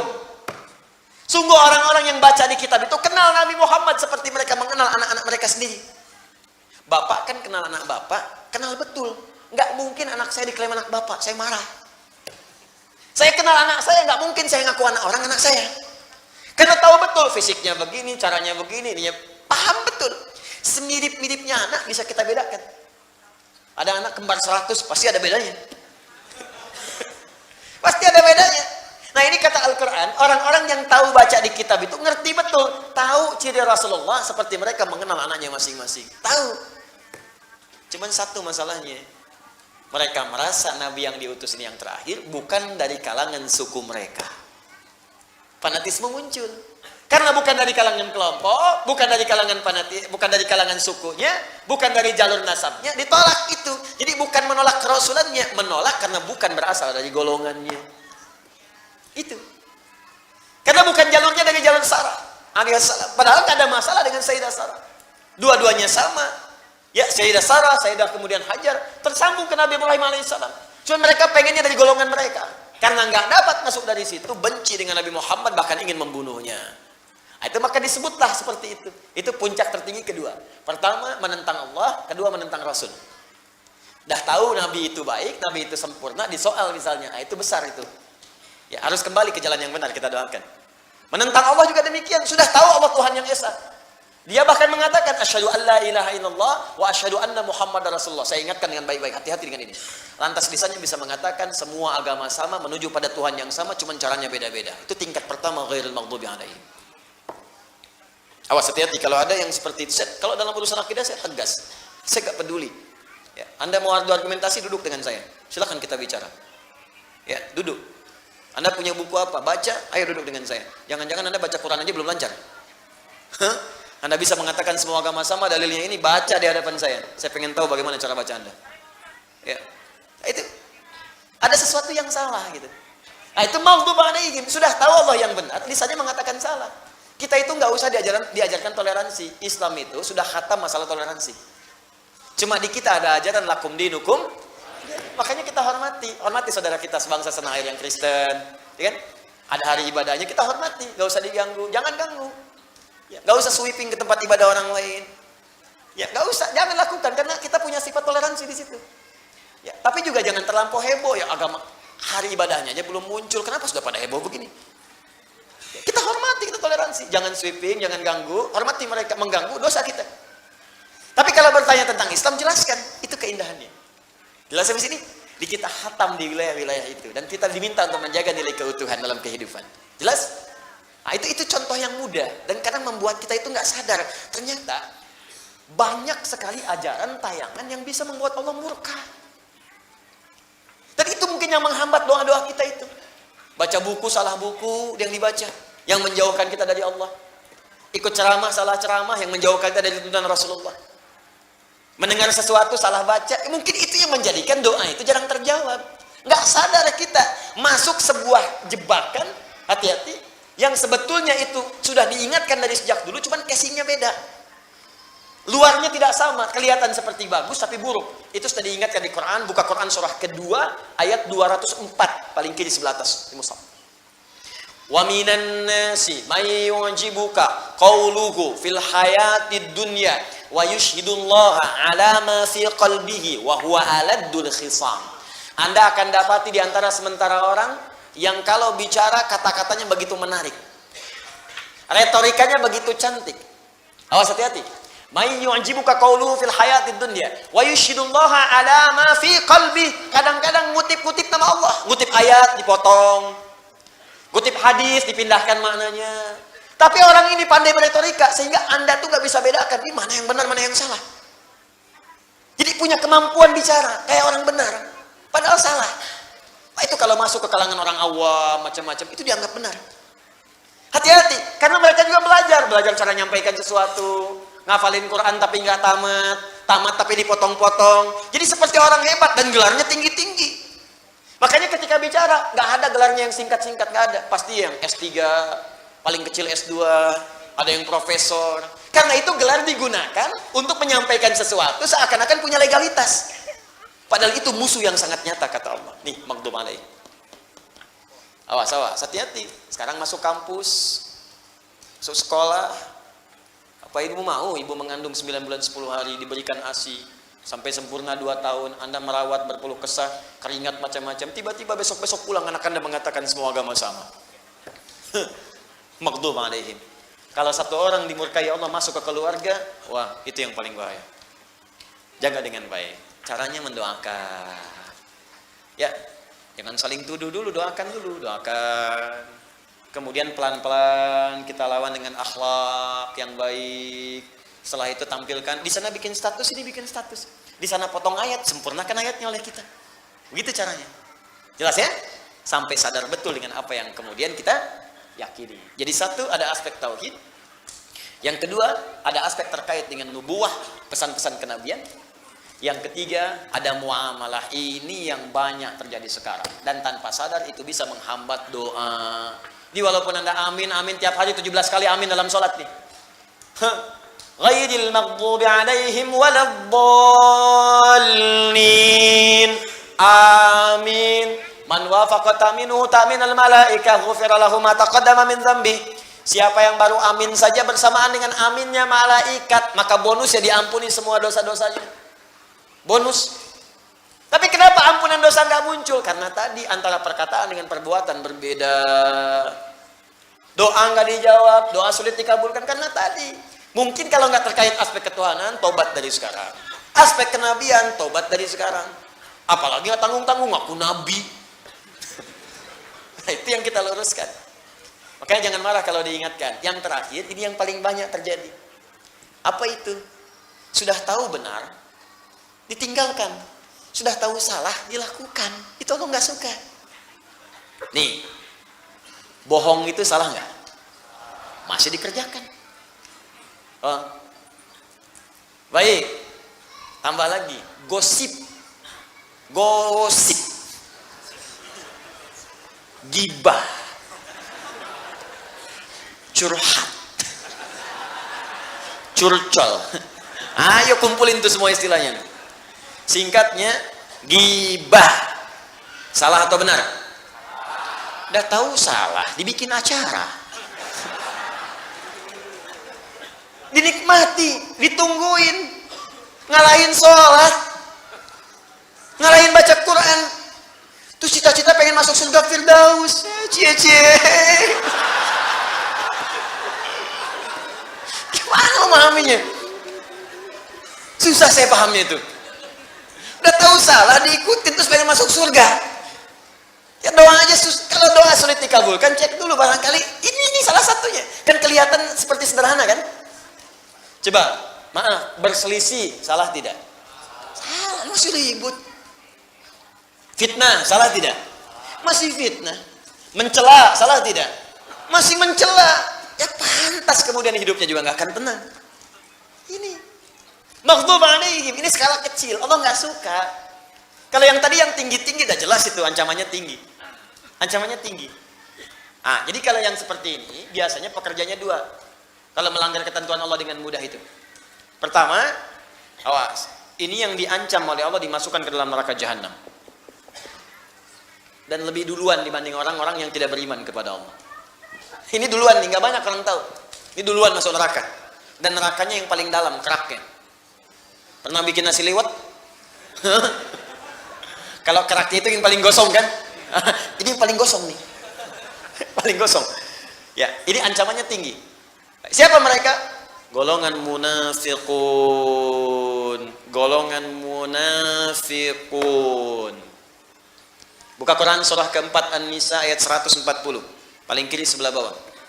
Wa qad nazzala 'alaikum fil kitabi an idza sami'tum ayatillahi yukfaru biha wa yustahza'u biha fala taq'udu ma'ahum hatta yakhudu fi haditsin ghairi innakum idzam mithluhum innallaha jami'ul munafiqina wal kafirina fi jahannam jami'a. Innal munafiqina fi darkil asfali minan nar. Keraknya. Telah tetap ketentuan dalam Al-Quran. Jika Anda menemui, mendengar atau melihat, menyaksikan orang-orang sengaja memanipulasi ayat-ayat Allah, diputar balikan ayatnya, atau sengaja diingkari, sudah tahu benar kemudian ditinggalkan. Yustahza'u bi, atau sengaja mengolok-olok atau memprovokasi, itu semua. Bisa jadi tingkat paling tingginya supaya orang menjauh dari Allah. Contoh, bapak orang munafik namanya disepakati oleh para sejarawan dengan Abdullah bin Ubay bin Salul. Abdullah bin Ubay bin Salul. Itu disebut dengan Abul Munafiqin. Para sejarawan menyebutkan itu bapaknya orang munafik sebumi. Ya. Dan di akhir hidupnya bahkan dilarang oleh Allah, Nabi dilarang oleh Allah untuk menyolatkan jenazah ini. Di lisannya mengaku beriman. Itu kalau sholat, safnya pertama. Depan Nabi senyum-senyum. Senyum, nyapa, proposalnya bagus-bagus ke Nabi. Ini banyak nih sekarang, ya Allah, umat begini. Tapi di belakang Nabi memprovokasi, menghambat dakwah Nabi disampaikan kepada kaumnya. Ini Muhammad dia cuma pemecah belah saja. Muhammad cuma cari muka saja. Muhammad begini. Dihambat orang supaya tidak belajar dengan Nabi Muhammad. Dihambat orang supaya tidak kemudian mendatangi Nabi Muhammad. Dihambat orang supaya tidak mendapatkan kebenaran dari risalah Nabi Muhammad SAW. Yang paling dahsyat, itu Nabi masih berlaku baik. Berharap mau kembali, didoakan. Tapi pilihan jalan itu diikuti. Pilihan jalan Abdullah bin Ubay bin Salul diikuti, nggak mau kembali dia. Jadi begitu kemudian yang paling dahsyat ini, datang dia mengatakan, ya Rasulullah masjid sudah penuh. Bagaimana kalau kemudian kita bikin masjid lain aja supaya terpisah bagian-bagiannya? Kata Nabi, oh bagus juga ya. Padahal di belakang dia kumpulkan pengikutnya, dia katakan, Muhammad itu punya markas, kita akan punya markas juga. Dia bikin masjid lain namanya Dirar. Bukan masjid, tapi tempat untuk makar kepada Nabi. Maka turun perintah dari Allah, hancurkan itu, karena itu bukan masjid. Bukan menghancurkan masjid.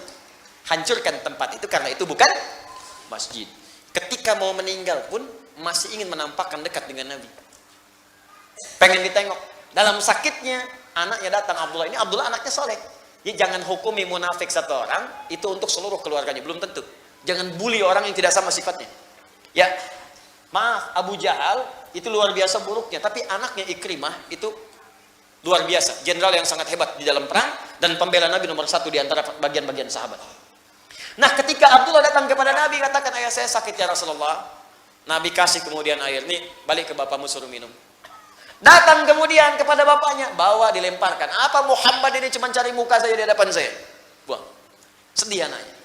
Tapi ketika dalam sekaratnya dijenguk oleh Nabi dan para sahabat, dia tidak ingin menampakkan keburukannya pada Nabi. Bahkan di hari akan wafatnya pun dalam sakaratul maut, dia berkata kepada Nabi dan para sahabat saat itu, ingin menunjukkan kehebatannya. Ya Rasulullah, mohon kalau engkau berkenan bisa memberikan jubah luarmu untuk menutupi aku saat akan wafat ini. Umar sampai gregetan. Ya Rasulullah, perintahkan kepadaku, kupanggal kepalanya saat ini.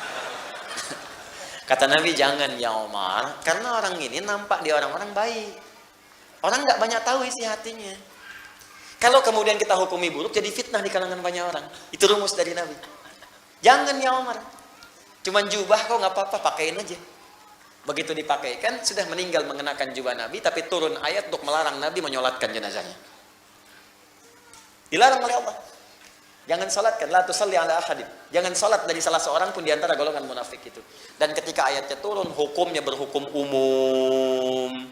Ini menunjukkan akan ada lagi orang seperti itu di masa-masa setelah Nabi Muhammad SAW. Tadi itu Abdullah bin Ubay bin Salul. Hidupnya begitu kolokan, wafatnya mengesalkan. Nah, kalau disebutkan umum, maka kaidah dalam asbabun nuzul, kaidahnya berkata demikian. Al-ibratu bi umumil lafzi la bi khususis sababi. Hukum itu akan berlaku dengan keumuman lafaz, bukan sebab khususnya. Di sifat munafik itu, sifat nifak itu akan terbawa di setiap masa. Anda akan menemukan, makanya disebutkan tandanya oleh Al-Quran. Untuk orang baik, ayat kedua sampai kelima Al-Baqarah. Orang-orang yang ingkar 6 sampai 7, tapi munafik 8 sampai 12 tandanya. Ada yang di depan Anda baik-baik memuji, di belakang menjelek-jelekan. Sekarang banyak. Ada di depan Anda menyayang-nyayang, di belakang kemudian menjerumuskan. Banyak. Ada yang di depan Anda seperti orang baik, di belakang kemudian mencela Anda. Banyak. Maka diturunkan ayat ini untuk mengajak sadar lagi. Ya, bukan untuk menjatuhkan hukum, vonis, tidak. Makanya kita doakan. Makanya saya sering katakan begini, saya mendoakan orang-orang yang mencela, ya, atau misalnya menjelek-jelek, saya doakan supaya kembali. Sudah cukup setan menjadi musuh yang paling bahaya buat kita. Jangan cari musuh yang lain. Ya, kalau ajaran saya seperti itu, saya ikuti. Kita jangan mencela, kita jangan kemudian merusak, jangan melakukan fitnah. Siapapun yang menyakiti, kita doakan kembali kepada jalan-jalan yang baik. Siap insya Allah? Jelas ya? Terakhir, waladhdallin, atau jalan orang-orang yang tersesat. Siapa orang yang tersesat ini? Orang yang memang dari kecil nggak tahu kalau itu salah. Kalau Yahudi punya tanda. Ya, jadi dari kecil nggak tahu itu salah, tersesat dia jalannya. Ada yang mengatakan nabinya bukan Nabi Muhammad, Islam juga. Islam agamanya disebutkan, cuman nabinya bukan Nabi Muhammad. Ada yang nabinya Ahmad, nabinya Fulan, ada yang nabinya perempuan, macam-macam. Nah, ada anak yang dari lahir tinggal di lingkungan itu nggak tahu dia. Itu yang disebut dhalin. Sesat karena belum tahu. Itu aspek-aspek ketuhanan, aspek kenabian, aspek kesehariannya. Ada yang nggak tahu, memang itu salah, dikerjakan juga. Tapi itu jarang, karena fitrah kita akan menolak sesuatu yang salah. Coba misalnya lewat dari sini, kayaknya bukan sendal saya sih, kayaknya dipakai ya padahal sendal orang. Dia tahu itu. Kecuali yang mirip sendalnya, mirip, ukuran sama dipakai, nyampe sana baru sadar, kok nggak enak makainya. Emang nggak enak kan, karena itu udah lama, yang Anda baru. Atau kebalik gitu kan. Nah, itu dhalin, karena nggak tahu. Ada lagi orang yang nggak tahu kalau dalam sholat bukan seperti itu caranya. Cuman dia salah karena nggak tahu ilmunya. Misal, maaf ya, ini saya tidak bermaksud menyalahkan dulu ya, tapi saya tuh melihat dalilnya begini, contohnya begini, saya ikutin. Dalam takbir misalnya, kan itu di setiap hadis yang ada, cuman angkat langsung simpan. Ya, jadi angkat, sejajar dengan bahu bisa, di sini bisa. Langsung simpan di sini, bisa. Telapak bertemu punggung begini, bisa pergelangan ketemu pergelangan begini. Ya, jadi pas takbir langsung di sini. Dan tidak diukur dulu, Bu ya. Allah. Pas. Bisa nyampe sini. Tapi tidak sampai sini. Nyampe sini saja. Nah, Itu hadis-hadisnya mengatakan silakan angkat, simpan. Ada yang tidak menyimpan sama sekali di sini, irsal namanya. Irsal. Jelas ya? Ini di Malikiyah banyak begini. Pilihannya begitu, tapi saat mengangkat ini langsung diletakkan atau langsung begini, tidak ada gerakan lain. Nah, tiba-tiba misalnya ada yang mengatakan, Ustadz gak enak lah, masa kemudian kita sholat, nih tangan kanan kan bagus, kiri kurang baik, masa kiri duluan lantas tutup kanan? Bisa nggak kanan dulu baru kiri? Jadi begini, angkat, tutup. Kadang-kadang kaki naik gitu kan. Nah, itu bagaimana kemudian cara menyikapinya? Cek, ada nggak keterangannya? Ternyata nggak ada. Tapi ternyata dipraktekkan, orang ngelihat, karena ngelihat dikira benar. Jelas kan? Tersesat dia pada yang salah. Bukan tersesat di jalan yang benar, tersesat di jalan yang salah. Jelas ya? Baik, jadi begitu dia kemudian salah, fokus baik-baik, salah dia tuh. Terbawa selama hidupnya karena nggak pernah mendapatkan yang benar. Itu yang dimaksudkan salah jalan, diluruskan lagi. Jadi mohon izin, saya mencari di kitab-kitab hadis, saya belum menemukan. Bahkan maaf ya, di kitab hadis palsu pun tidak ditemukan yang berputar seperti ini. Ya. Di kitab hadis palsu pun. Jadi pemalsu hadis pun tidak tertarik memasukkan hadis ini karena sudah jelas. Paham ya? Nah, jadi kadang-kadang ada bagian tertentu yang kita nggak paham diikut-ikut, makanya turun Quran surah ke-17 ayat ke-36 supaya kita nggak tersesat. Wala taqfu ma laysa laka bihi ilmun innas sam'a wal basara wal fuada kullu ulaika kana anhu mas'ula. Ini prinsip umumnya. Kalau ada ajakan pada yang belum jelas, jangan diikutin. Ini banyak nih. Sekarang ikut saya yuk. Kemana? Ikut aja, kejutan. Kalau dalam fikih Qurannya jangan. Tiba-tiba diajak ke tempat maksiat. Tiba-tiba diajak ke tempat yang dilarang. Tiba-tiba melihat tayangan yang tidak bagus. Jangan diikuti, perjelas dulu. Kita punya kata Allah sumber-sumber pengetahuan. Ada pendengaran, manfaatkan. Ada pandangan, cek. Ada akal, cek dulu. Supaya tidak sesat jalan. Waladhdallin. Jelas sampai sini? Baik. Kalau dibawa, ditarik ke dalam tauhid, banyak nanti aliran-aliran dalam persepsi Islam. Ada yang tidak kenal Allah, ada yang kenal tapi sengaja dijauhkan, ada, maka masuk dalam dua golongan tadi. Kalau dalam kenabian, ada yang sesat gak tahu Nabi Muhammad, akhirnya membenci, ada kan? Di aspek kenabian karena belum kenal. Dulu di Denmark, di Belanda, ada yang mencela Nabi, bikin kartun tentang Nabi, menjelek-jelekan Nabi karena belum kenal. Bukan karena tahu menjelekkan, bukan karena belum kenal, dijelek-jelekan, bolin. Begitu dijelaskan kepadanya, datang. Saya punya kawan dari Kuwait, namanya Syekh Al-Farisi. Itu orang hebat, punya kampanye mencintai Nabi, tapi kampanyenya internasional. Jadi begitu menemukan orang yang tidak suka dengan Nabi, dia akan datangi.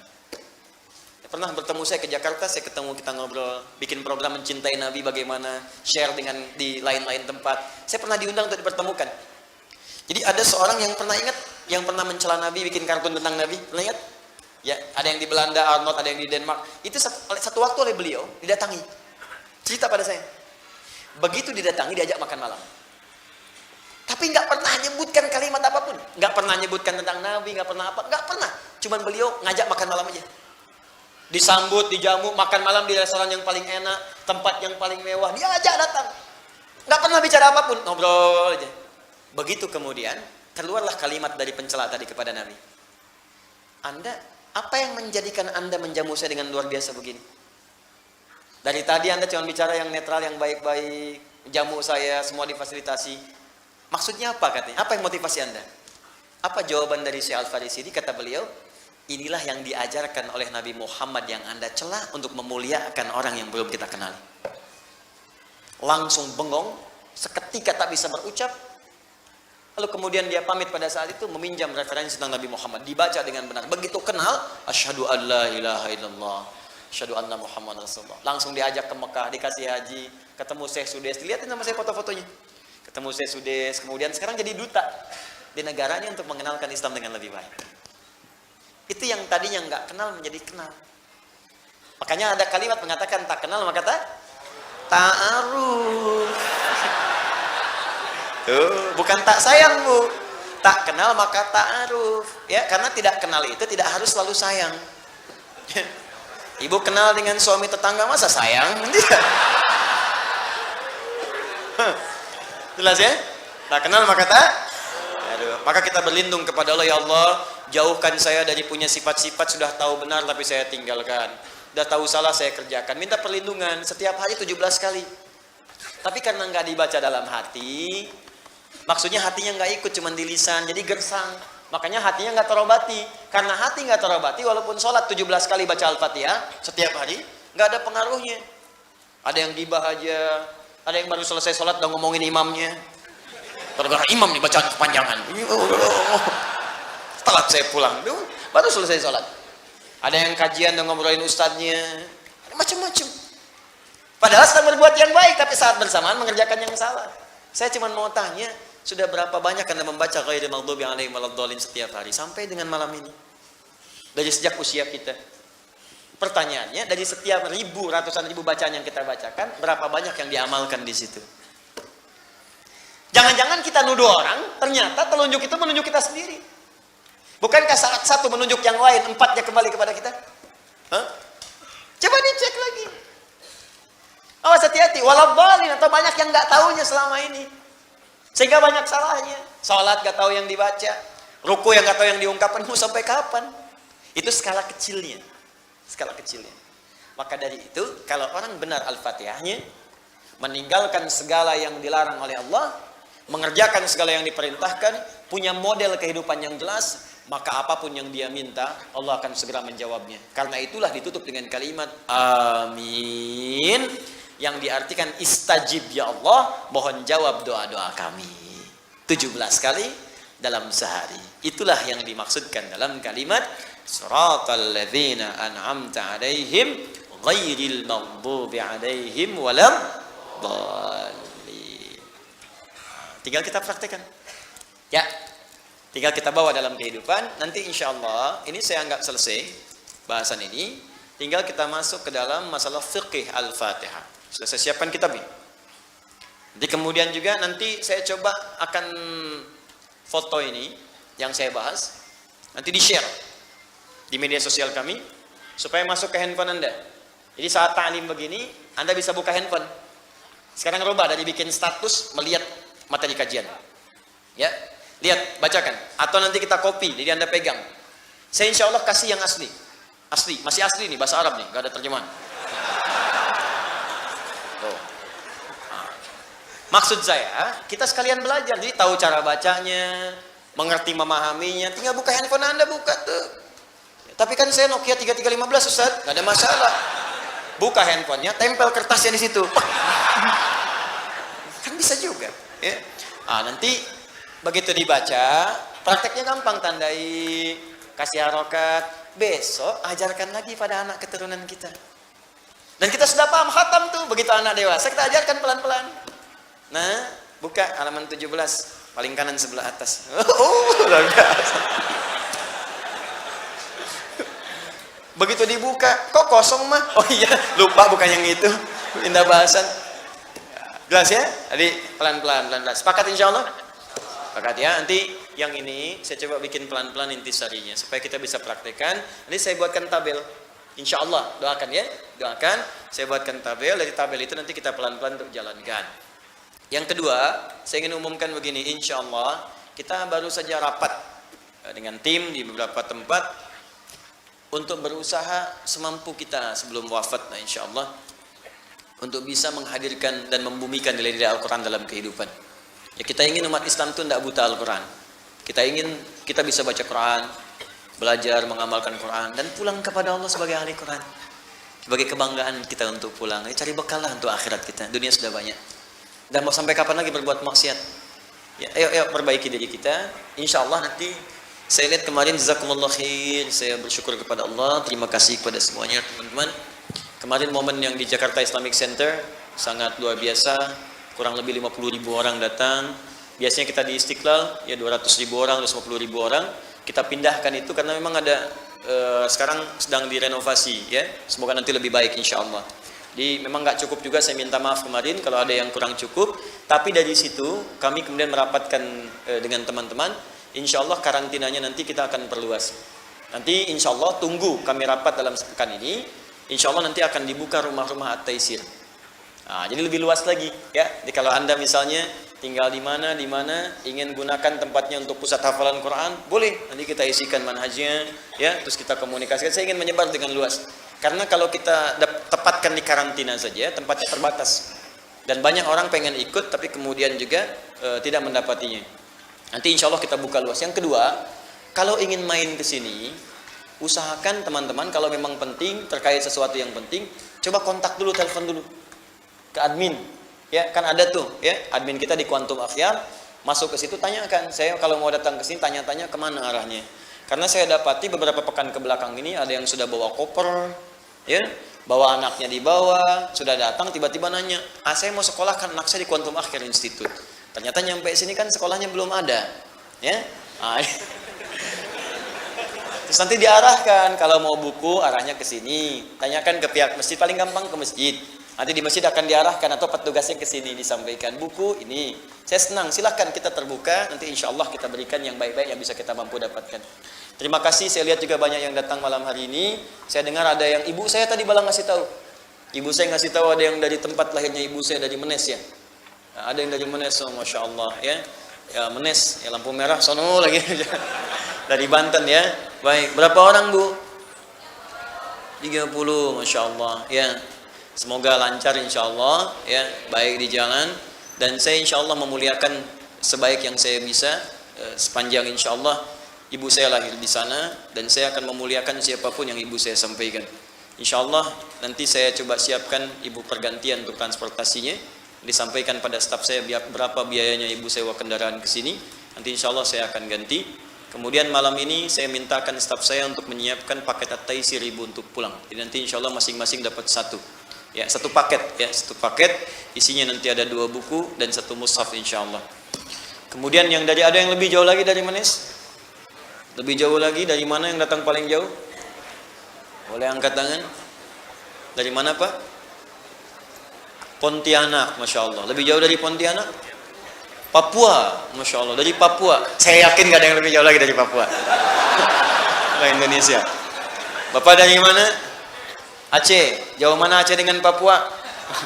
Papua. Wah, ada lagi yang lebih jauh lagi? Ya? Oh, luar biasa. Jauh banget Tasik. Jauh banget, masya Allah, luar biasa. Tasik gitu. Baik. Oh, Korea, dari Korea. Baik, ada yang dari Korea, masya Allah. Ya Bu? Hah? Iya dari Korea, betul, Korea Selatan. Dari Korea ya, ada yang dari Korea. Boleh angkat tangan? Oh, baik, masya Allah dari Korea ya. Ada yang lebih jauh dari Korea? Tidak ada lagi. Baik, semuanya saya berharap mudah-mudahan diterima oleh Allah Subhanahu Wa Taala amalannya, amal solehnya. Lalu kalau ada mau pulang, ada apa-apa, coba ditanyakan pada admin kami. Tanyakan kalau ada yang bisa dibantu, insya Allah nanti bisa dibantukan. Jadi selesai tuntas kalau pulang tuh. Ustaz saya mau tanya mushaf, kalau kami ada kami berikan insya Allah. Ya, Ustaz saya pengen buku, ada. Kalau ada wakaf kami berikan. Kalau harus infak mungkin itu ada yang bisa berbagi. Tapi kalau nggak ada infak bilang aja, nanti kita carikan solusinya. Ya, biasanya saya udah ada, alhamdulillah. Tidak, kita sama-sama. Itu buku paket at-taisir yang dijual, yang sekarang terbeber, saya tidak mengambil spesial kue. Itu semua akan dikumpulkan untuk bangun Islamic Center. Ya, untuk teman-teman tuh paket-paket at-taisir yang ada sekarang. Kami baru cetak mushaf 10.000 eksemplar al-akhir. Kami kirim ke Bali 4.000. Ada yang kita kirim ke tentara, ada yang kita kirim ke pegawai macam-macam supaya semua itu senang dengan Al-Qur'an. Ya, dan kita mencoba yang terbaik yang saya mampu. Tapi kalau teman-teman ada persoalan, tidak harus langsung ke saya juga. Mungkin ada ustaz-ustaz lain yang dekat, ada basnas, ada macam-macam. Insya Allah diringankan oleh Allah Subhanahu Wa Taala. Ya, kita sama-sama jadi keluarga yang baik, dan ini akan menjadi taklim yang terakhir saya di masjid ini untuk tahun ini. Ya, jadi kita libur setahun nih ya, setahun. Kita ketemu lagi tahun depan, insya Allah. Jadi kita ketemu tahun depan. Saya minta maaf, ini mungkin yang terakhir saya sampaikan di sini. Tapi nanti, diam dulu sebentar. Nanti saya gunakan sisa-sisa waktunya untuk menjawab pertanyaan-pertanyaan online. Termasuk juga saya akan tersambung nanti dengan beberapa tempat, baik dekat ataupun jauh, dengan izin Allah Subhanahu Wa Taala. Terakhir, saya minta maaf, tentunya banyak kesalahan yang saya kumpulkan. Semoga Bapak Ibu berkenan memaafkan, dan mudah-mudahan kita diampuni oleh Allah Subhanahu Wa Taala. Kita akhiri, Allahumma taqabbal minna innaka antas sami'ul alim, wa tub 'alaina innaka antat tawwabur rahim. Allahumma 'allimna ma yanfa'una wa dhakkirna ma nasina, faqihna fid din wa 'allimna ta'wil, waffiqna lin'amala ma ta'allamna bih. Allahumma ya Allah, mohon terima seluruh amalan kami. Allahumma bimbing kami untuk mengamalkan apa yang telah kami pelajari. Ingatkan kami dikala kami lupa ya Arhamar Rahimin. Bimbing kami untuk mengamalkan apa yang telah kami pahami dalam kehidupan kami ya Arhamar Rahimin. La tada' lana fi maqamina hadza wa fi kulli maqamin dzamban illa ghafartah. Ya Allah, kami mohon jika ada di tempat ini para pendosa yang pernah hadir di sini, maka mohon jangan biarkan dia pulang sebelum Kau ampuni segala dosa-dosanya. Allahumma wala hamman illa farajtah. Jika ada yang tengah gelisah, mohon tenangkan hatinya sebelum dia kembali ya Rabbal Alamin. Allahumma wala dainan illa qadaitah. Jika ada yang terlilit oleh utang piutang dalam hidupnya, maka mohon dengan segala kemuliaan amalnya ya Allah, berikan rizki kepadanya untuk bisa melunasi utang-utangnya. Allahumma wala maridan illa syafaitah. Jika ada yang sakit di antara kami, mohon ya Allah angkat dan sembuhkan segala penyakitnya. Allahumma ya Allah, ihdinas siratal mustaqim, siratal ladzina an'amta 'alaihim ghairil maghdubi 'alaihim waladdallin. Ya Allah, bimbing kami untuk mendekat kepadamu. Berikan kami ya Allah pengetahuan yang luas untuk mengamalkan ajaran agama-agama Islam dengan baik. Ya Allah, berikan solusi pada setiap masalah kami. Ringankan kehidupan kami, mudahkan rezeki kami. Ya Allah, jauhkan kami dari sifat-sifat yang Kau murkai. Jauhkan kami dari segala hal yang bisa menjauhkan kami darimu ya Rabbal Alamin. Allahumma ja'al baqiyata hayatina ya Allah hayatan thayyibah fi kulli akhiris sana. Ya Allah, mohon jadikan sisa hidup kami lebih baik daripada sebelumnya. Jauhkan kami dari sifat hura-hura di penghujung tahun ya Rabbal Alamin. Bimbing kami untuk mengisi hari-hari kami, awal tahun, tengah tahun, akhir tahun dengan segala ketaatan yang Kau ridai. Allahumma waj'al ya Allah fi akhir hayatina husnul khatimah. Dan mohon jadikan ya Allah setiap akhir kehidupan kami sebelum kembali kepadamu husnul khatimah. Allahumma rabbana atina fid dunya hasanah fil akhirati hasanah wa qina adzabannar. Ya Allah, anugerahkan segala kemuliaan di dunia yang mampu kami dapatkan dan kebaikan di akhirat yang mampu kami raih, dan jauhkan kami dari segala hal yang dapat mengundang murka dan neraka-Mu. Bi fadlika subhana rabbika rabbil izzati amma yasifun wa akhiru da'wana subhanakallahumma wa bihamdika asyhadu an la ilaha illa anta astaghfiruka wa atubu ilaik wa akhiru da'wana alhamdulillahi rabbil alamin. Sebelum saya akhiri dengan salam, saya ingin sampaikan laporan. Alhamdulillah, laporan pertama terkait dengan pengumpulan donasi untuk akuisisi lahan Islamic Center telah terkumpul, terakhir saya lihat 5,6 miliar. Ya, alhamdulillah, tapi yang kita butuhkan 60 miliar. Karena memang lahannya agak istimewa, jadi kami pilih yang nggak terlalu jauh, tapi juga nggak terlalu mahal, dekat-dekat ke kota tengah-tengah. Di tempatnya di Bandung, insya Allah begitu keluar tol bisa dijangkau cuma 5 menit dari situ. Kami harus cari tempat yang agak bagus, tuh harga tanahnya 1 meternya 600.000. Jadi kita coba maksimalkan. Nah, saya ingin sampaikan sudah kita mulai proses. Insya Allah dalam pekan-pekan ini akan bertahap akuisisi. Di targetnya tahun ini 1 hektar kita dapatkan, tahun depan mulai bangun. Di tahun depan kita mulai bangun masjid, pesantren, laboratorium Quran. Jadi mungkin ada taklim juga di sana nanti dengan kapasitas kurang lebih ada 10.000 orang ya untuk bagian dasarnya dengan izin Allah Subhanahu wa taala. Ini tetap, jangan khawatir yang di Alisan, jadwal tetap berlangsung ya insyaallah dengan izin Allah Subhanahu wa taala ya. Jadi saya mohon izin untuk saya gunakan dengan tim. Jadi bukan saya, ada tim. Kemudian itu kita ada audit ya. Jadi kita punya auditor independen, ada konsultan, dan kita taati semua hukum. Ada semuanya. Jadi di audit ada yang jelas, semuanya terukur, dan itu kita mulai gunakan tim. Jadi sudah mulai dipakai Bapak Ibu. Nanti ada tim yang akan kelola, bendaharanya khusus, diaudit dan dilaporkan insya Allah supaya diketahui. Kalau sudah jadi wakaf untuk umat Islam, saya sudah siapkan murid-murid saya juga. Nanti ketika kembali, insya Allah mereka akan mengisi. Kalau saya meninggal sudah ada yang meneruskan dengan izin Allah Subhanahu wa ta'ala. Jadi mohon nanti itu dana sudah akan digunakan, timnya sudah siap. Digunakan nanti ada yang untuk akuisisi, untuk menyiapkan anak-anak, untuk yang macam-macam. Yang penting ada keberkahan yang kita insya Allah akan laporkan. 2, terakhir, di pekan ini akan dibuka insya Allah untuk PKU, pendidikan kader ulama. Selama sepekan akan diseleksi. Sudah ada 4 yang kami terima.